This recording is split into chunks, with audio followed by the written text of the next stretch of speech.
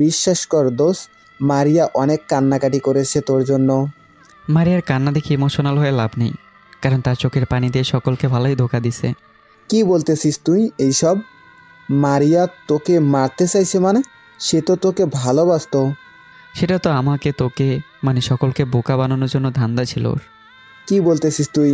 একটু ডিটেলসে বল তো। এই জানোয়ার, তুই কি মনে করছিস আমি তোকে চিনি না? তুই মনে করছিস আমি তোকে ভালোবাসি? এই সবই আমার প্ল্যান ছিল তোকে হাতের কাছে আনার। আর সেদিন তোকে রাস্তায় দেখে আমিও ইচ্ছে করি তোর সাথে লেগে যাই। আর তোর পরিচয় তো আমি অনেক আগে থেকেই জানি, তারপরেও তোর সাথে তোকে না চেনার নাটক করে তোর সাথে পিরিতি করেই চাই।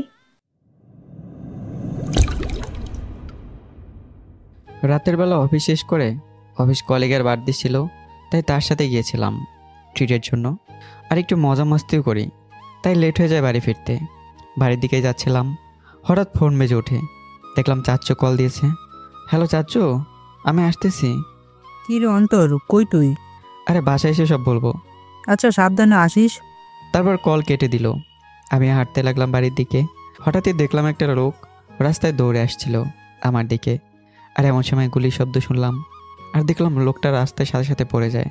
কিছুক্ষণ পরে 5 জন লোককে দেখলাম যাদের মুখে মাস্ক ছিল। তারা সেই লোকটার কাছে যায়। আমি কিছুটা দূরে আছি তাদের থেকে। কই পালাচ্ছিলি তুই? বলছিলাম না তোর মরণ নিশ্চিত।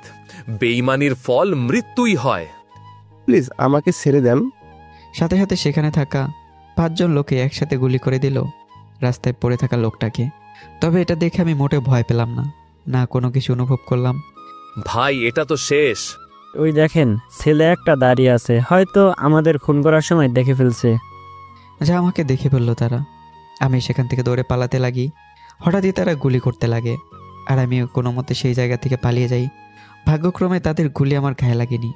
আমি একটা গলিতে ঢুকে পড়ি আর চুপচাপ গলিতে লুকিয়ে থাকি। হঠাৎ দেখলাম তারা গলির কাছে দাঁড়িয়ে আছে। ভাই, ছেলেটাকে ধরতে হবে, না হলে সমস্যা। কারণ আমি একবার মাস্ক খুলছিলাম, হতে পারে ছেলেটা আমার চেহারা দেখে ফেলেছে। এই তোরা দুজন গলির রাস্তায় যা, আর আমরা 3 জন এর মধ্যে 2 জন এই রাস্তায় যা, আর আমিও এই রাস্তায় যাচ্ছি। যে করেই হোক ছেলেটাকে পেতে হবে, না হলে আমাদের জন্যই সর্বনাশ হবে। কারণ টিপু ভাই বলছে মার্ডার করার সময় যাতে খেয়াল রাখি কোনো এভিডেন্স যেন না থাকে। তারপর 2 জন গলিতে ঢুকে পড়ে আর আমাকে খুঁজতে লাগে।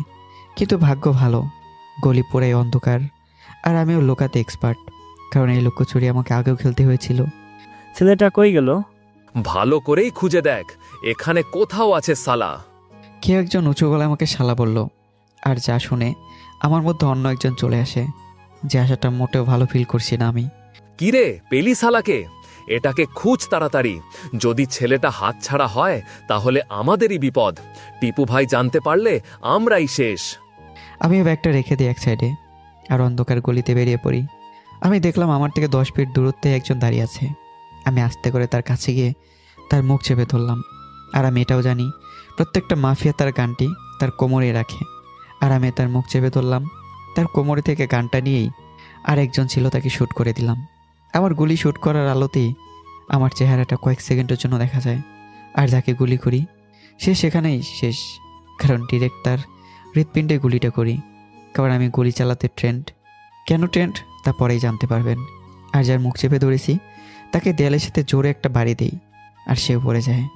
মরার এত শখ হয়েছে তোদের? মনে করেছিস অফিস থেকে আসছি দেখতে সিধা সাদা, কিছু জানি না, আর এমনি এমনি তোরা আমাকে মেরে দিবি? আমাকে মারা কি এতই সহজ নাকি? কে কে কে ক করতেছিস কেন? কখ পড়িস নাই কোনো দিন? আমি কে সেটা জানতে হবে না তোর। আমাকে মারতে আসছিস না, এবার তোরাই মর। বলেই সেটাকেও শ্যুট করে দিলাম। আমার সামনে এখন 2টা ডেড বডি পড়ে আছে, যাদের মুখে মাস্ক। আমি একটা মাস্ক নিয়ে নিলাম আর পরে নিলাম। গুলির শব্দ শুনে বাকি 3টা গলিতে আসে, আর আমি ডেড বডিগুলোর সামনে চেক দিয়ে বসে আছি। আরিফ, শুভ, কই তোরা? তাকে পেয়েছিস? আমাকে তো পাইছে, কিন্তু কথা হলো তারা তাদের জীবন হারিয়ে গলিতে পড়ে আছে। কে এখানে? কথা ছাড়াই পাশের 2টাকেও তাদের সামনে থেকেই শ্যুট করে দিলাম। আর আমি সরে গেলাম, আর আওয়ালটা সোজা বারবার গুলি চালায়। পরে খেয়াল করে তার দুপাশে 2টা পড়ে আছে।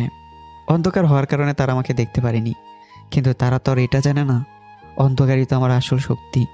আমি অন্ধকার পছন্দ করি। কে তুই? সামনে আয়।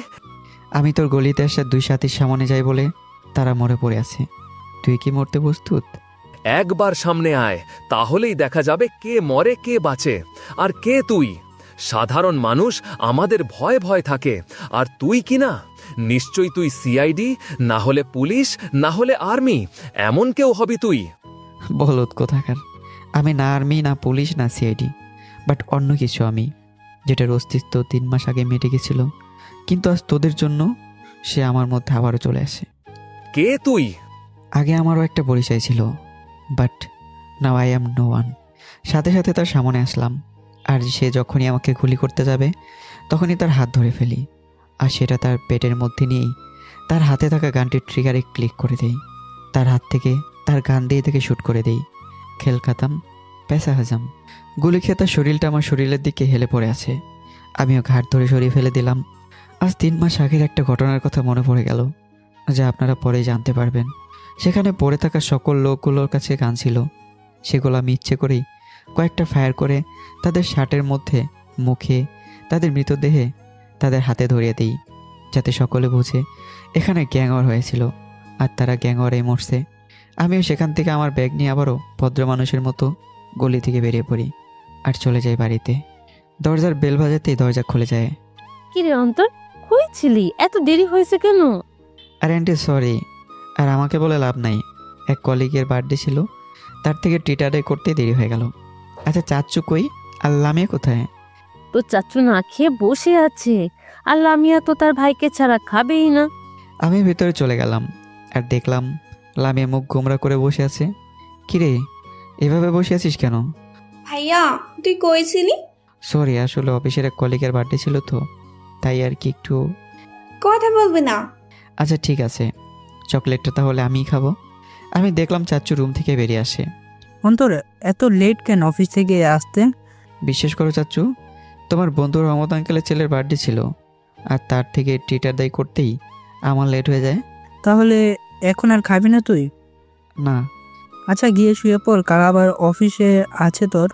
আচ্ছা যাই। যাওয়ার আগে আমার চকলেট দে। ধর তুই। পকেট থেকে চকলেটটা বের করে লামিয়াকে দিলাম। তো ম্যাডাম, যেতে পারি? আচ্ছা যাক, গুড নাইট। Good night. আমি আমার রুমে চলে গেলাম। ব্যাগ খাটের সাইডে রেখে জামা চেঞ্জ করে শুয়ে পড়ি আর ভাবতে লাগে আজকের ঘটনাটা।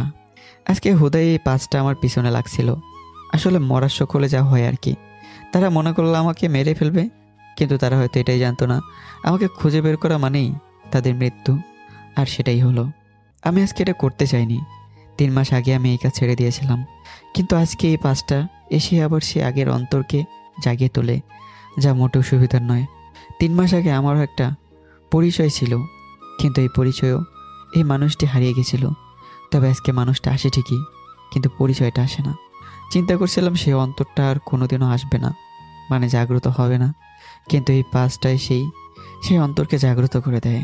হরিণ হয়ে বাঘের সাথে লড়াই করতে আসছিল আর শিকার হয়ে গেল। আসলে চিন্তা করছিলাম আমি ভদ্র হয়ে যাব, মানে তারা ভদ্র হয়ে যাবে, কিন্তু তারা তো তাদের বাপকে ভুলে গেল। বাপ নেই বলে কি, বাপ ছিল যে, তা মনে হয় তারা ভুলেই গেছে। এই পিঁপড়াগুলোর জন্য কেন সেই দিনগুলো মনে করতে লাগলাম। আর তখনই মনে পড়ে গেল 3 মাস আগে সেই ঘটনা, যার জন্য আজ আমি এখানে। না হলে আমি আমার সেই জায়গায় থাকতাম না। অন্যের জন্য খারাপ কিছু ঘটিয়ে দিতে পারে না, এসব চিন্তাভাবনা বাদ দেওয়াই ভালো। এখন যা আছে সেটা নিয়ে থাকা উচিত। আমিও ঘুমিয়ে পড়লাম। সকালবেলা আমার মোবাইলে অ্যালার্ম বেজে ওঠে। আমি ওইটা নামাজ পড়ে নিলাম, তারপর দিলাম আবার ঘুম 2 ঘন্টার জন্য। আবার উঠে যাই। শীতকাল, তাই একটা সোয়েটার গায়ে দেওয়া। আমি বারান্দায় বসে আছি আর কিছু স্মৃতি মনে করতে লাগলাম। কিরে ভাইয়া, বারান্দায় কি করিস? ও মা, এটা কে? আপনি এত সকালে ঘুম থেকে উঠে গেলেন লামি আপু? ভাইয়া কি বলতে চাস তুই? আমি দেরিতে ঘুম থেকে উঠি, আমিও গুড গার্ল, আমিও তাড়াতাড়ি উঠি। ভালোই তো, অভ্যাস করে রাখ। বিয়ের পর এভাবে ঘুম থেকে উঠে দুলাভাই সেবা যত্ন করতে হবে তো। ভাইয়া এইসব বলবি না। আর আমার কি বিয়ের বয়স হয়েছে নাকি? আর আমি কোনোদিনও তোকে ও আব্বু আম্মুকে ছেড়ে যাব না, বুঝছিস? জি বুঝছি। তারপর নাস্তার সময় পর্যন্ত লাইমের সাথে আড্ডা দিই। সকালে নাস্তার সময় আমরা দুজন নাস্তা করতে ডাইনিং টেবিলে চলে গেলাম, আর তখনই চাচ্চু টিভি অন করে দেয়। এটা চাচ্চুর স্বভাব। সকালে চাচ্চু নিউজ না দেখলে নাস্তাই করতে পারে না। ব্রেকিং নিউজ, গতকাল রাতে এলাকার গলি থেকে 5 জনের মৃতদেহ উদ্ধার করা। প্রতিটি মৃতদেহের হাতে পিস্তল পাওয়া যায়। বলা হচ্ছে গ্যাংওয়ারে অংশগ্রহণ করে এটা মারা যায়। যারা মারা যায় তাদের প্রত্যেকের বিরুদ্ধে এক একটা বড় ধরনের কেস করা। আর পুলিশ এটা বলে তারা 5 জনই একই গ্যাংয়ের মেম্বার। কিন্তু পুলিশ এই গ্যাংওয়ার নিয়ে তদন্ত করতে ব্যস্ত।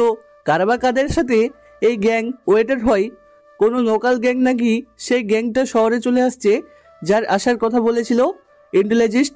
যদি তারা চলে আসে তাহলে শহরের মানুষ হতে পারে বিপদের মুখে। এই নিউজের সকল আপডেট পেতে আমাদের চ্যানেলে চোখ রাখুন।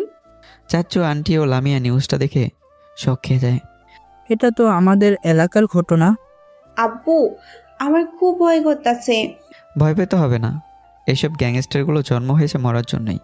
তাদের কোনো কাজধন্দা নাই, খালি গ্যাংওয়ার আর এইসব করে বসে থাকে।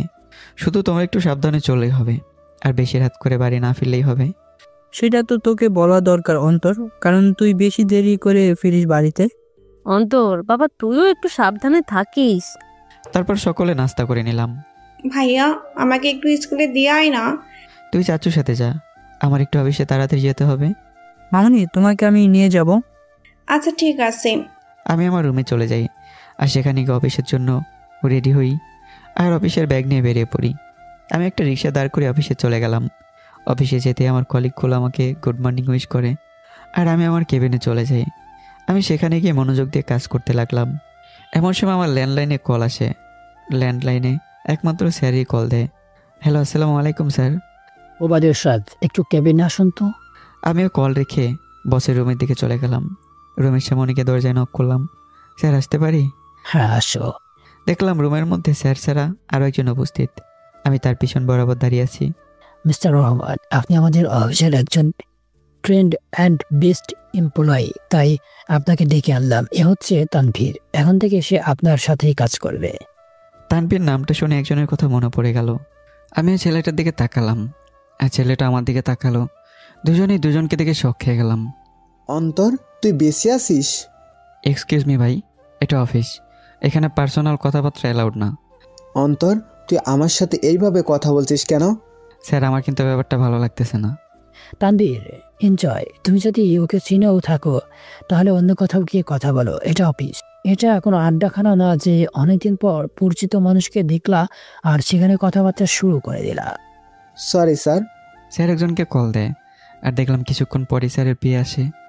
সাইমা, তুমি নতুন এমপ্লয়িকে তার জায়গা দেখিয়ে দাও।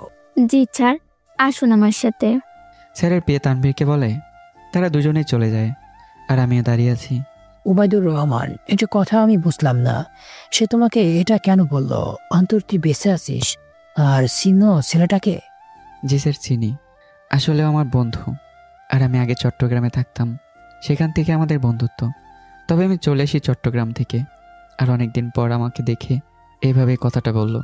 ও আচ্ছা, শোনো, তুমি অনেক ভালোভাবেই তোমার কাজটা করতেছো, তাই তোমাকে দায়িত্ব দিলাম তাকে তার কাজ বুঝিয়ে দেওয়া।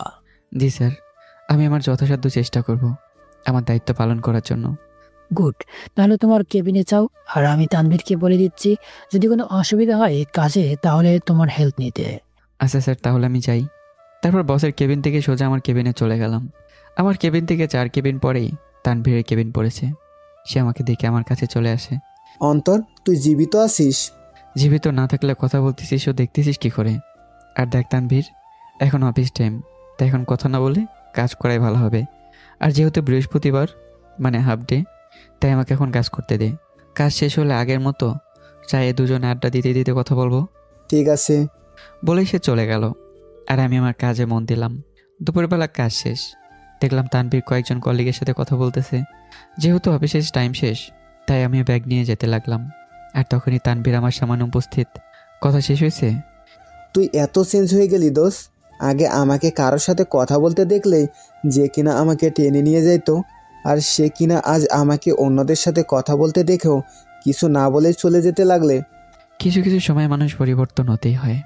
এখন চল। চল। তারপর তানভীরকে সাথে নিয়েই আমি অফিসের বাইরে যাই, আর নদীর পাড়ে চলে যাই।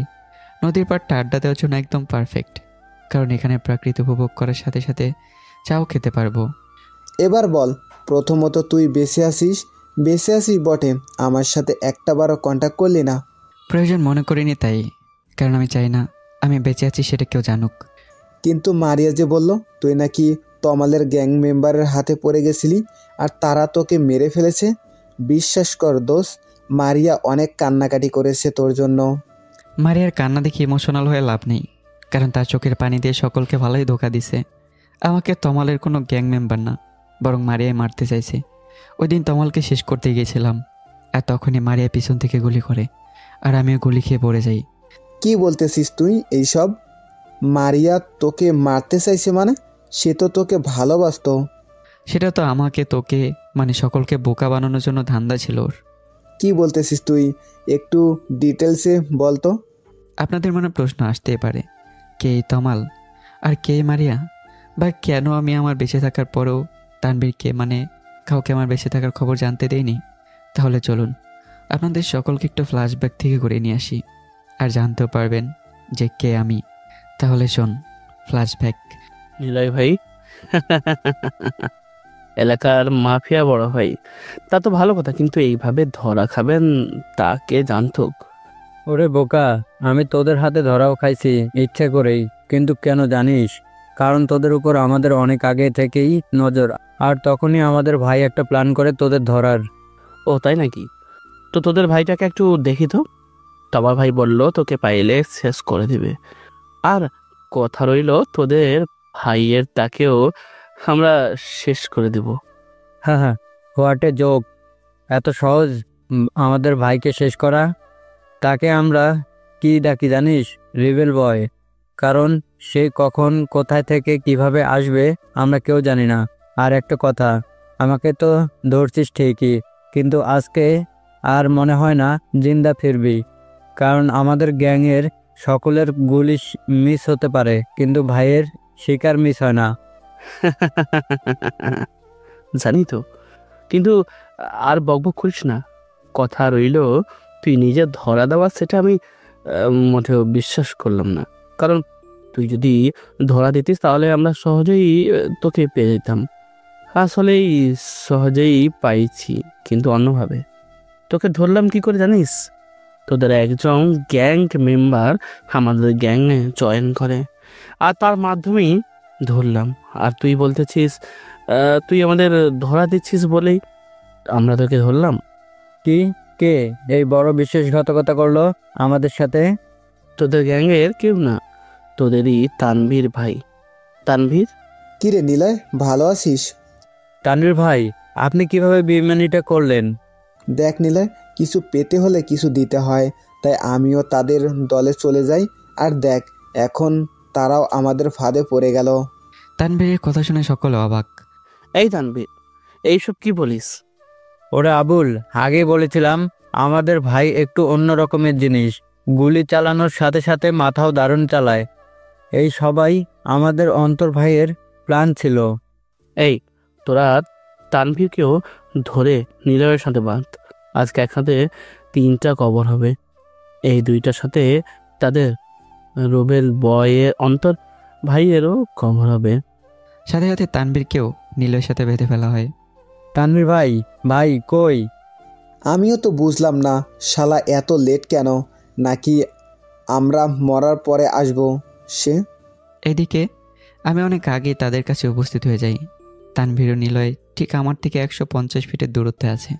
তাদের দেখার পরেও আমি কোনো কিছু করিনি, কারণ প্রথমত তানভীর খোলা অবস্থায় সোহানের আশেপাশে ছিল। যদি আমি গুলি চালাই তাহলে তানভীরের গুলি লাগার চান্স ছিল বেশি, কিন্তু এখন যেহেতু তানভীরকে নিলয়ের সাথে বেঁধে রাখা হয়, তাই গুলি লাগার কোনো চান্স নেই। সর্বপ্রথম কাজ, আমি এমনভাবে গুলি চালাবো যাতে তারা আমাকে শ্যুট না করতে পারে, মানে গুলি করার মতো সময়টুকু যাতে না পায়। আর যদি আমার শ্যুট করার টাইমিং একটু ভুল হয় তাহলে কেউ বেঁচে ফিরবো না। একটা লম্বা শ্বাস নিলাম, আর আমার কাছে 2টা গান ছিল, সে 2টা বের করে শ্যুট করতে লাগলাম। এই সবাই কভার নে। তারাও কভার নিল, আমিও কভারেই আছি। সেখানে প্রায় 20 জনের মতো ছিল। প্রথম শ্যুট আউটে 7 জন শেষ। দেখলাম সোহান সহ এখনও 13 জন বাকি। আমার কাজ হলো সোহানবাদের সকলকে শেষ করা, কারণ সোহানকে একটু লাগবে আমার, আর ওকে আমি শ্যুট করে মারতে চাই না। আমরা বর্তমানে একটা পুরনো গোডাউনে আছি, যেটা অনেক আগেই বন্ধ হয়ে গিয়েছিল। আমি আবারও শ্যুট করতে লাগি, আর আমার গুলিতে আরও 4 জন মারা যায়। তোরা কয়েকদিনকে তানভীর ও নিলয়কে নিয়ে আয়। 4 জন মিলে তানভীর ও নিলয়ের কাছে আগাতে লাগে। তবে আমি এমন জায়গায় কভার নিই যেখান থেকে তানভীর ও নিলয়কে প্রোটেক্ট করতে পারবো, প্লাস সোহানের মেম্বারগুলোকে শেষ করতে পারবো। যে 4 জন নিলয় ও তানভীরের দিকে এগিয়ে আসে তাদেরও গুলি করে শেষ করে দিই। বললাম মুসিবতে, গানের গুলি শেষ, ম্যাগাজিনও নেই। দূর শালার ভাগ্য। দেখলাম আমার দিকে গুলি ছুটতে ছুটতে সোহানের মেম্বারগুলোর গুলিও শেষ। আমি আমার গান দুটো এক সাইডে ফেলে দিই, আর আমার কাছে একটা সেফটি লাইফ মানে ছড়ি আছে, সেটা নিয়ে বেরিয়ে পড়ি। আমাকে দেখে সোহানের 3 জন লোক দৌড়ে গিয়ে আসে। আসতে না আসতেই তাদের ঘুষি দিতে লাগি। আমার হাতে সেফটি লাইফ দিয়ে তাদের আঘাত করতে লাগি। একজনকে ডিরেক্ট পেটেই ছুরি ঢুকিয়ে দিই, আর একজন এগিয়ে আসতেই তার নাক বরাবর দিলাম ঘুষি, আর সে উল্টে পড়ে। আর একজন আমাকে পিছন থেকে ধরে। আমি আমার পা দিয়ে তার পায়ে দিলাম চাপ, আর আমার হাতের কোনোই দিয়ে দিলাম পিছন বরাবর মায়ের। তারপর সে আমাকে ছাড়তেই হাতে থাকা ছুরি দিয়ে দিলাম তার গলায় পোঁচ, আর নিচে পড়ে থাকা লোকটাকেও দিলাম ছুরি দিয়ে শেষ করে। এবার সোহান গুলি করতে লাগে, আর আমিও কভারে চলে যাই। গুলি করতে দেখে অবাক হয়ে গেলাম। শালার, আমি তো মনে করেছিলাম এর গুলি শেষ, কিন্তু না। এখন কি করি? অন্তর ভাই, কি মনে করছিস তুই? আমি এতটাই বোকা যে সকলের সাথে আমিও গুলি ওয়েস্ট করব? এতেও বোকা না আমি? সেটা তো দেখে বোঝা যাচ্ছে তুই কেমন চালাক। হুদায় মরতে আসছিস না এখানে? সোহান আবার গুলি করে, কিন্তু ভাগ্য ভালো আমি একটা মজবুত পিলারের পেছনে লুকিয়ে আছি, না হলে গুলি খেয়ে ঠুলি উড়ে যাইতো। কিরে রুবেল বয়, এভাবে লুকিয়ে আছিস কেন? সাহস থাকলে সামনে আয়। না না, কিছু একটা করতে হবে, না হলে শেষ। হঠাৎই মাথায় একটা বুদ্ধি আসলো। আমি মোবাইলটা বের করে নিলাম। আপনারা আবার মনে করেন না দারাজে গুলি অর্ডার করব, অন্য কিছু মাথায় আসছে আমার। মোবাইল বের করে আমিও পুলিশের সাইরেনা চালু করে দিলাম। এই পালা এখান থেকে, পুলিশ! বস, এই দুইটাকে কি করব? আরে বেটা রাখ তো, এই দুইটার আগে নিজের পাঁচ, পরে এইগুলোকে ধরতে পারবে। এই সুযোগে আমিও লুকিয়ে লুকিয়ে জায়গা পরিবর্তন করতে করতে বেরিয়ে ডিরেক্ট সোহানের কাছে চলে যাই। আমি পিছন দিয়ে যাই বলে সোহান দেখতে পারিনি আমাকে। আমি ডিরেক্ট সোহানের হাত ধরে দিই মোচড়, আর তার হাত থেকে গানটা নিয়ে নিই। প্রথম কথা, পরিস্থিতি যদি বিগড়েও যায় তবুও নিজেকে শান্ত রাখার চেষ্টা করুন, কারণ শান্ত থাকলে মাথা ভালো করেই কাজ করে। দ্বিতীয়, পুলিশ আসেনি, সেটা তো মোবাইলে রিংটোন চালাইছিলাম, আসলে একটু মজা করতে চাইছে আর কি। সোহানের হাত মোচড় দিয়ে পেছন থেকে ধরে আছি। কিরে, কি যেন বলতেছিলি? আমার সাহস নাই? আর বেটা, গান যার থাকে সেই সাহসী, তবে বুদ্ধি যার থাকে ও সময় মতো কাজে লাগায় তাকে বলে লেজেন্ড। আমার হাতে গুলি, তাই আমি সোহানকে ছেড়ে দিয়ে সোহানের একটা লোক বাকি ছিল তাকেও শেষ করে দিলাম। এবার আমি আর সোহান বাকি, সাথে তো ওই দুইটা আছেই। হাড্ডে লড়বি নাকি? এই চান্সটাই তো চাই আমি। আমি গান অন্যদিকে ছুঁড়ে ফেলে দিই, আর সাথে সাথে সোহান আমার দিকে ঝাঁপিয়ে পড়ে। একে অপরকে কিলকুশি দিতে লাগলাম, কেউ কারো থেকে কম না। আমাদের লড়াইটা মনে হইতেছে দুইটা হিংস্র পশু লড়তেছে। সোহান আমাকে ঘুষি দিয়ে নিচে ফেলে দেয়, আর আমার কাছে আসতে নিলেই আমি সুযোগ বুঝে সরে যাই, আর তাকে দিই সেই লেভেলের একটা লাথি। এবার সোহানকে খুব খারাপভাবে আঘাত করতে লাগি, আর আমার আঘাতে সোহানের নাক মুখ দিয়ে রক্ত বেরোতে লাগে, আর আমি আবার তার হাতে মোচড় দিয়ে দিই। কেমন লাগে রে? আজকে আর তোকে জিন্দা ফিরতে দিব না, এখানে আজকে শেষ করব বলে আমি ছুরি নিয়ে সোহানকে অনেক খারাপভাবে আঘাত করতে লাগি। কারণ এখন আমি একটা নরপশু হয়ে গেছি। আমি নিজেও জানি না আমি কি করতেছি, কারণ আমার রাগ উঠলে আমি আর নিজের মধ্যে থাকি না। সোহানকে অনেক আঘাত করার কারণে শেষ। শালা আমাকে মারতে এসেছিল, এবার নিজেই নিজের মরণের কারণ হলো। শুধু সে না, তমালকেও মরতে হবে। আমি গিয়ে নিলয় ও তানবীরকে খুলে দিই, আর সাথে সাথে নিলয় ও তানবীর আমাকে শান্ত করতে ব্যস্ত। আমাকে নিয়ে তারা চলে যেতে লাগে। নিলয়, ওই কোনায় আমার পিস্তল আছে, সেগুলো নিয়ে আয়। জি ভাই। তারপর নিলয় পিস্তলগুলো আনে, আর তানবীর একটা কাজ করে, আমি যে পিস্তলটা ধরি সেটা ভালো করে মুছে দেয় ও সোহানের মৃতদেহের হাতে তুলে দেয়। তারপর আমরা চলে আসি সেখান থেকে। আমাকে আমাদের আড্ডায় নিয়ে যাওয়া হয়, আর সেখানে আমাকে শান্ত করতে ব্যস্ত আমার গ্যাং মেম্বারগুলো। আমি সেখানে রাত পর্যন্ত থাকি। রাতের 8টার দিকে তানবীর, চল না রেড বুল খাবো। ওকে চল। তারপর আমরা বাইরে গেলাম, আর তানবীর দোকান থেকে 2টা রেড বুল নিয়ে আসে, আমাকে একটা দেয়, আর আমি সেটা খুলে খেতে লাগি। শালা, এ প্রথম দেখলাম এত বড় একজন গ্যাংস্টার হয়ে রেড বুট খাচ্ছিস। গ্যাংস্টাররা তো মদ, গাঞ্জা, তারপর ড্রাগস মানে এই টাইপের জিনিস খায়, আর তুই কি না? আমার এটা প্লাস চা সিগারেটই ভালো লাগে, কারণ আমি একটু ভদ্র টাইপের গ্যাংস্টার। কেমন ভদ্রতা তো দেখলাম ওই আমি। ভাইরে ভাই, কিভাবে তুই সোয়ানকে মারলি? দেখে গায়ের পশম দাঁড়িয়ে গেছে ভাই। কিছু করার নাই, রাগ উল্টে নিজে নিজের মধ্যে থাকে না, তখন আমার মধ্যে একটা নরপশু চলে আসে। আমার রেডবুল খাওয়া শেষ, এখন রেডবুলের খালি ক্যান আমার হাতে। আমি সেটা রাস্তায় ফেলে ফুটবল খেলতে লাগি। শালা একা একা খেলছিস, আমাকেও পাস দে। আমি আর তানভীর আমার খালি ক্যান দিয়ে রাস্তায় ফুটবল খেলতেছি, সাথে তানভীর তার রেডবুল আমার সাথে শেয়ার করতেছে। আমরা দুজনে খাচ্ছি আর খেলতেছি। হঠাৎই শরীরে জোশ চলে আসে, আর আমিও ক্যানটাকে পা দিয়ে অনেক জোরে একটা লাথি দিলাম, আর সেটা সোজা গিয়ে একটা মেয়ের গায়ে লাগে। নাউজুবিল্লাহ। শালা কি করলি তুই? কোন জানোয়ারের বাচ্চা এটা আমার গায়ে ছুঁড়ে মারে? মেয়েটা আমাদের দুজনকে দেখে আমাদের কাছে এগিয়ে আসতে লাগে। দোস্ত তুই মেয়ে সামলা, আমি গেলাম। বলেই দিল দৌড়। এই শালা দাঁড়া বলতেছি। যখন আমি দৌড়াতে যাব তখনই পেছন থেকে আমার শার্টের কলার ধরে ফেলে। কই পালাচ্ছিস বেটা লম্পট? তুই নিশ্চয়ই আমার গায়ে এই ক্যানটা ছুঁড়ে মারছিস। বিশেষ করেন এটা একটা অ্যাক্সিডেন্ট, মানে আমি আর আমার বন্ধু ক্যানটা নিয়ে খেলতেছিলাম, আর সেটাকে কিক দেই আর আপনার গায়ে গিয়ে লাগে। সরি, মাফ করে দেন আপু। এই ছেলে, আমার দিকে তাকা আগে। আমি মেয়েটার দিকে তাকালাম আর তো হয়ে আছি। মেয়েটাকে দেখতে পুরাই পরীর মতো, হরিণের মতো চোখ, ওপরে একটা গোল চশমা, চোখের নিচে তিল, গোলাপি ঠোঁট, আর তার নিচে একটা ছোট্ট তিল। চেহারাটা মায়ে ভরা। আমি তো মেয়েটার দিকে হা হয়ে তাকিয়ে আছি। এই বেয়াদব ছেলে, এভাবে কি দেখছিস? হ্যাঁ, তুই জানিস আমি কে? আপু মাফ করে দেন, আর জীবনে এমন হবে না। তুই দাঁড়া, আমার বয়ফ্রেন্ডকে কল দিয়ে তোকে শায়েস্তা করি। দিয়ে দিল না প্রেমের আগে ছেঁকা? মায়ের বয়ফ্রেন্ড আছে? আল্লাহ ওঠাও না, আজ পর্যন্ত একটাও দিল না। আজ মেয়েটাকে দেখে কুসকুস হয়েছে, কিন্তু এর মধ্যেই তুমি আমার অনুভূতিটাকে দাফন করে দিলা। আল্লাহ সবার জন্য দিছো, আমার লাই দাও নাই কেন? আপু আপু মোবাইলটা রাখেন, আমি সরি বললাম তো। তুই জানিস তুই কার গায়ে ক্যান মারছিস? তুই এলাকার বড় মাস্তান রেবেল বয়ের একমাত্র গার্লফ্রেন্ডের গায়ে ক্যানটা মারছিস। এক মিনিট, হোয়াট? রেবেল বয়ের জেব মানে? কিরে ভাই, এটা কি বললো মেয়েটা? শুনে তা বলবো না গেলাম। কিরে, কার ভাবনা চিন্তায় হারালি তুই? সাহস তো কম না তোর। দাঁড়া, দেখাচ্ছি তোকে। তুই আর মানুষ পেলি না, আমার গায়ে ক্যানটা মারতে হলো তোকে। তুই জানিস আমার বয়ফ্রেন্ড আমার গায়ে একটাও টুকাও লাগতে দেয় না, আর তুই? মাইরালা, আমার যে পার আমি জানি না।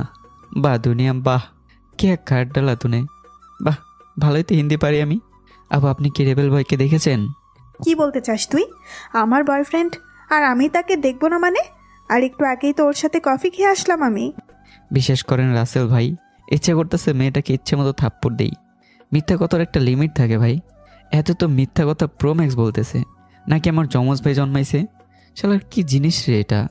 আপর জীবন এমন করবো না, আল্লাহর দোহাই লাগে, আমাকে মাফ করে দেন। ঠিক আছে, এক সপ্তাহে মাফ করতে পারি। আমাকে আমার বাড়ি পর্যন্ত এগিয়ে দিয়াই, তাহলেই মাফ করব। জি চলেন। আমি মেয়েটার সাথে হাঁটতে লাগলাম। রাতের বেলা একটা সুন্দরী মেয়ের সাথে নিচু রাস্তায় হাঁটতেছি, অনেক ভালোই লাগতেছে, কিন্তু দেখলাম মেয়েটা একটু সংকোচ বোধ করতেছে। কি বলো আপু, ভয় লাগতেছে নাকি? কে কে কি ভয়? আর আমি কে ভুলে গেছিস তুই? না না, ভুলি নেই, আপনি তো রেবেল বয়ের কলিজা, তাই তো? কিন্তু আপু মনে হচ্ছে আপনি একটু ভয় পাচ্ছেন। আপু আপনি আমাকে বিশ্বাস করতে পারেন, আমি আপনার কিছুই হতে দেব না। যতক্ষণ আপনি আমার সাথে আছেন ততক্ষণ আপনি আমার রেসপন্সিবিলিটি, আপনার সেফটি আমার কাছে। আপনি ফ্রিলি চলেন, কেউ আপনার কোনো ক্ষতি করবে না। তুমি এমনভাবে কথা বলতেছো মনে হয় তুমিই কিনা একটা গ্যাংস্টার। কি বলেন আপু, গ্যাংস্টার? তাও আমি? যদি তাই হতাম না তাহলে কোমর থেকে গুলি বের করে সোজা আপনার মাথায় তাক করে ধরতাম, কিন্তু আমি তা করিনি। তবে আমি মারপিট পারি। সেটা তো আমিও পারি। আমি একটা পানস দিব না, সোজা লাল জুস বেরিয়ে যাবে। ও ভাই, কি বলেন? এটা কি আপনার বিএফ রেবেল ভাই শিখাইছে নাকি? মোটেও না, বরং আমি ওকে এইসব শিখাইছি, বুঝছো? জি বুঝছি। তবে আপু আমার একটা প্রশ্ন, এই রেবেল বয় নাম আমি অনেক শুনেছি, কিন্তু তার নাম জানি না। আপনি কি তার নাম জানেন? আমার বয়ফ্রেন্ডের নাম আমিই জানবো না, এটা কোনো কথা? ওর নাম মোহাম্মদ ওবায়দুল রহমান অন্তর, উর্ফে রেবেল বয়, আর আমার বয়ফ্রেন্ড। বাহ ভালো তো। রেবেল বয়ের পাশে থেকে তার লগে তার পাওয়ার নিয়ে ভালোই ফ্ল্যাট করতেছে, ভালোই পাওয়ার ব্যবহার করতেছে মেয়েটা। আল্লাহ জানি এটা কী জিনিস। যদি একবার আমার সত্যিটাই জানতে পারে তাহলে তো মনে হয় শখ খেয়ে কমায় চলে যাবে। আমি আর কোনো কথা না বলেই মেয়েটাকে নিয়ে তার বাড়ির কাছে বসে দিলাম। গুড বয়, যাও, তোমাকে মাফ করে দিলাম, এবার সোজা বাড়ি চলে যাও। জি আপু, তবে একটা কথা, বলো। আপনার নামটা কি জানতে পারি? এই ছেলে, নাম দিয়ে কি করবি তুই? না, জাস্ট জিজ্ঞাসা করলাম। আমি বা কি করতে পারবো? যদি কিছু করি তাহলে তো আপনার রেবেল বিএফ আমাকে গায়েব করে দেবে। আচ্ছা ঠিক আছে, বলতেছি, এত ভয় পেতে হবে না। আমার নাম মারিয়া। আচ্ছা তোমার নাম কি? জি আমার নাম চাশালা। কি করতেছে আমি? এখনই নিজের পরিচয় দিয়ে মেয়েটাকে শখ খাওয়ানোর দরকার আছে নাকি? কয়েকদিন মজা নেই, পরে না হয় বলবো। এই মানে কি? কথা থামিয়ে নিলে কেন বলো? জি আমার নাম অনিক। আচ্ছা অনিক, বাড়ি যাও, তোমার বাসার সবাই আবার চিন্তা করবে। জি আপু, খোদা হাফেজ। খোদা হাফেজ। তারপর আমিও চলে যেতে লাগলাম। তবে মেয়েটার একটা কথা শুনে আমার হাসি আসলো।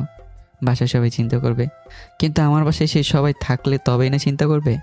জন্মের পর থেকে আব্বু আম্মুকে আমি কোনোদিনও দেখিনি, আর জানিও না কি আমাকে জন্ম দিছে। আমাকে তো একটা আন্টি লালন পালন করছিল, আর আমার 13 বছর বয়স হতেই সেও মারা যায়।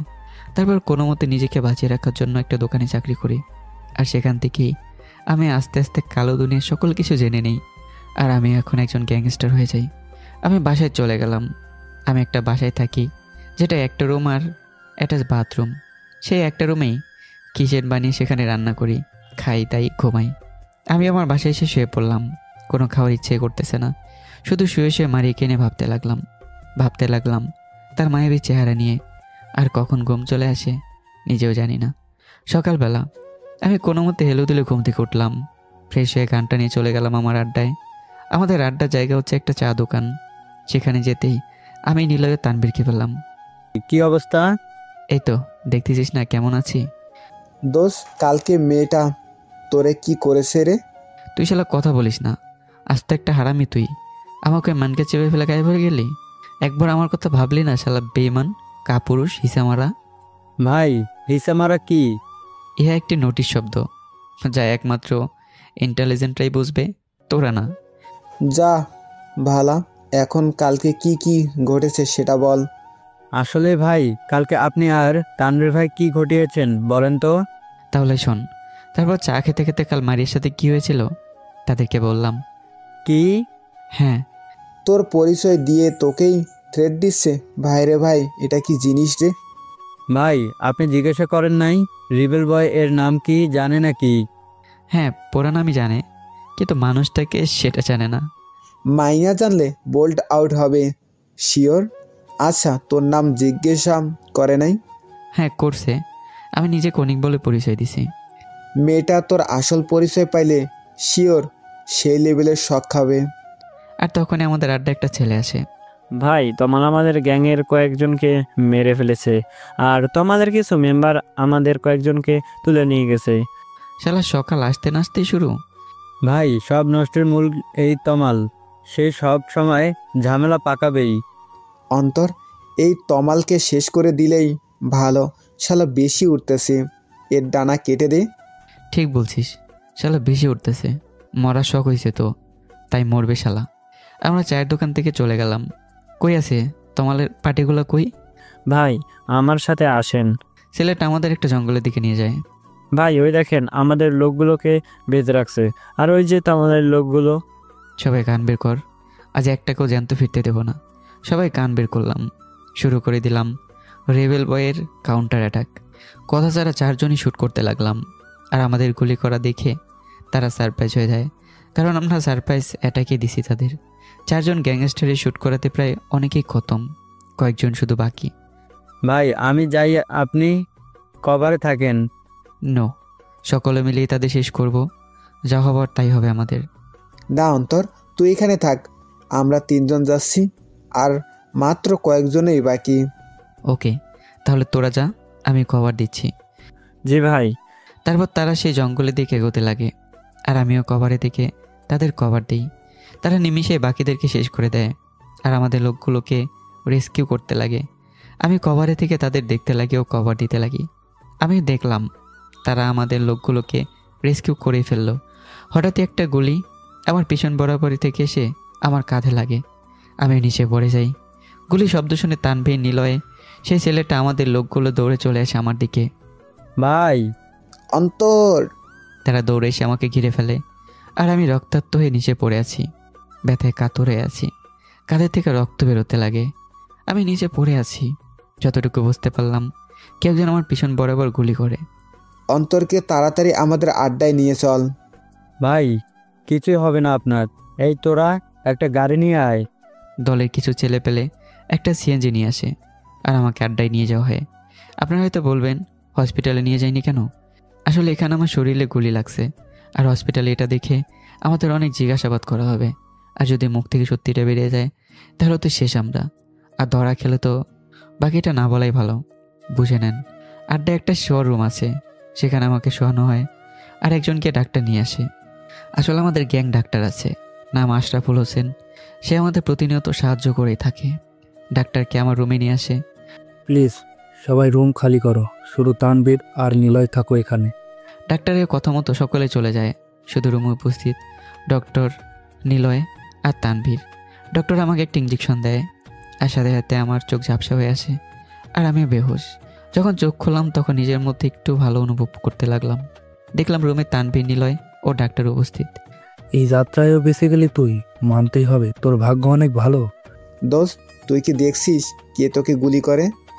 ভাই আপনি কি দেখছেন কে ছিল সে? না, দেখিনি। তোদের কভার দিচ্ছিলাম, তখনই পিছন থেকে আমাকে গুলি করা হয়। জানি না কে ছিল।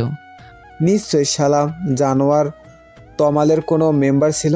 শালাকে তো আমি জিন্দা ছাড়ব না। ভাই শুধু একবার বলেন, আমি আর তানভীর ভাই সেই তমালকে শেষ দেখে নিব। না, তোদের কিছু করতে হবে না, যা করার আমি করব। আর doctor, thank you so much. আপনাকে অসংখ্য ধন্যবাদ আমাদের পাশে থাকার জন্য। ধন্যবাদ দে, বন্ধুত্বকে শেষ করতে চাস নাকি?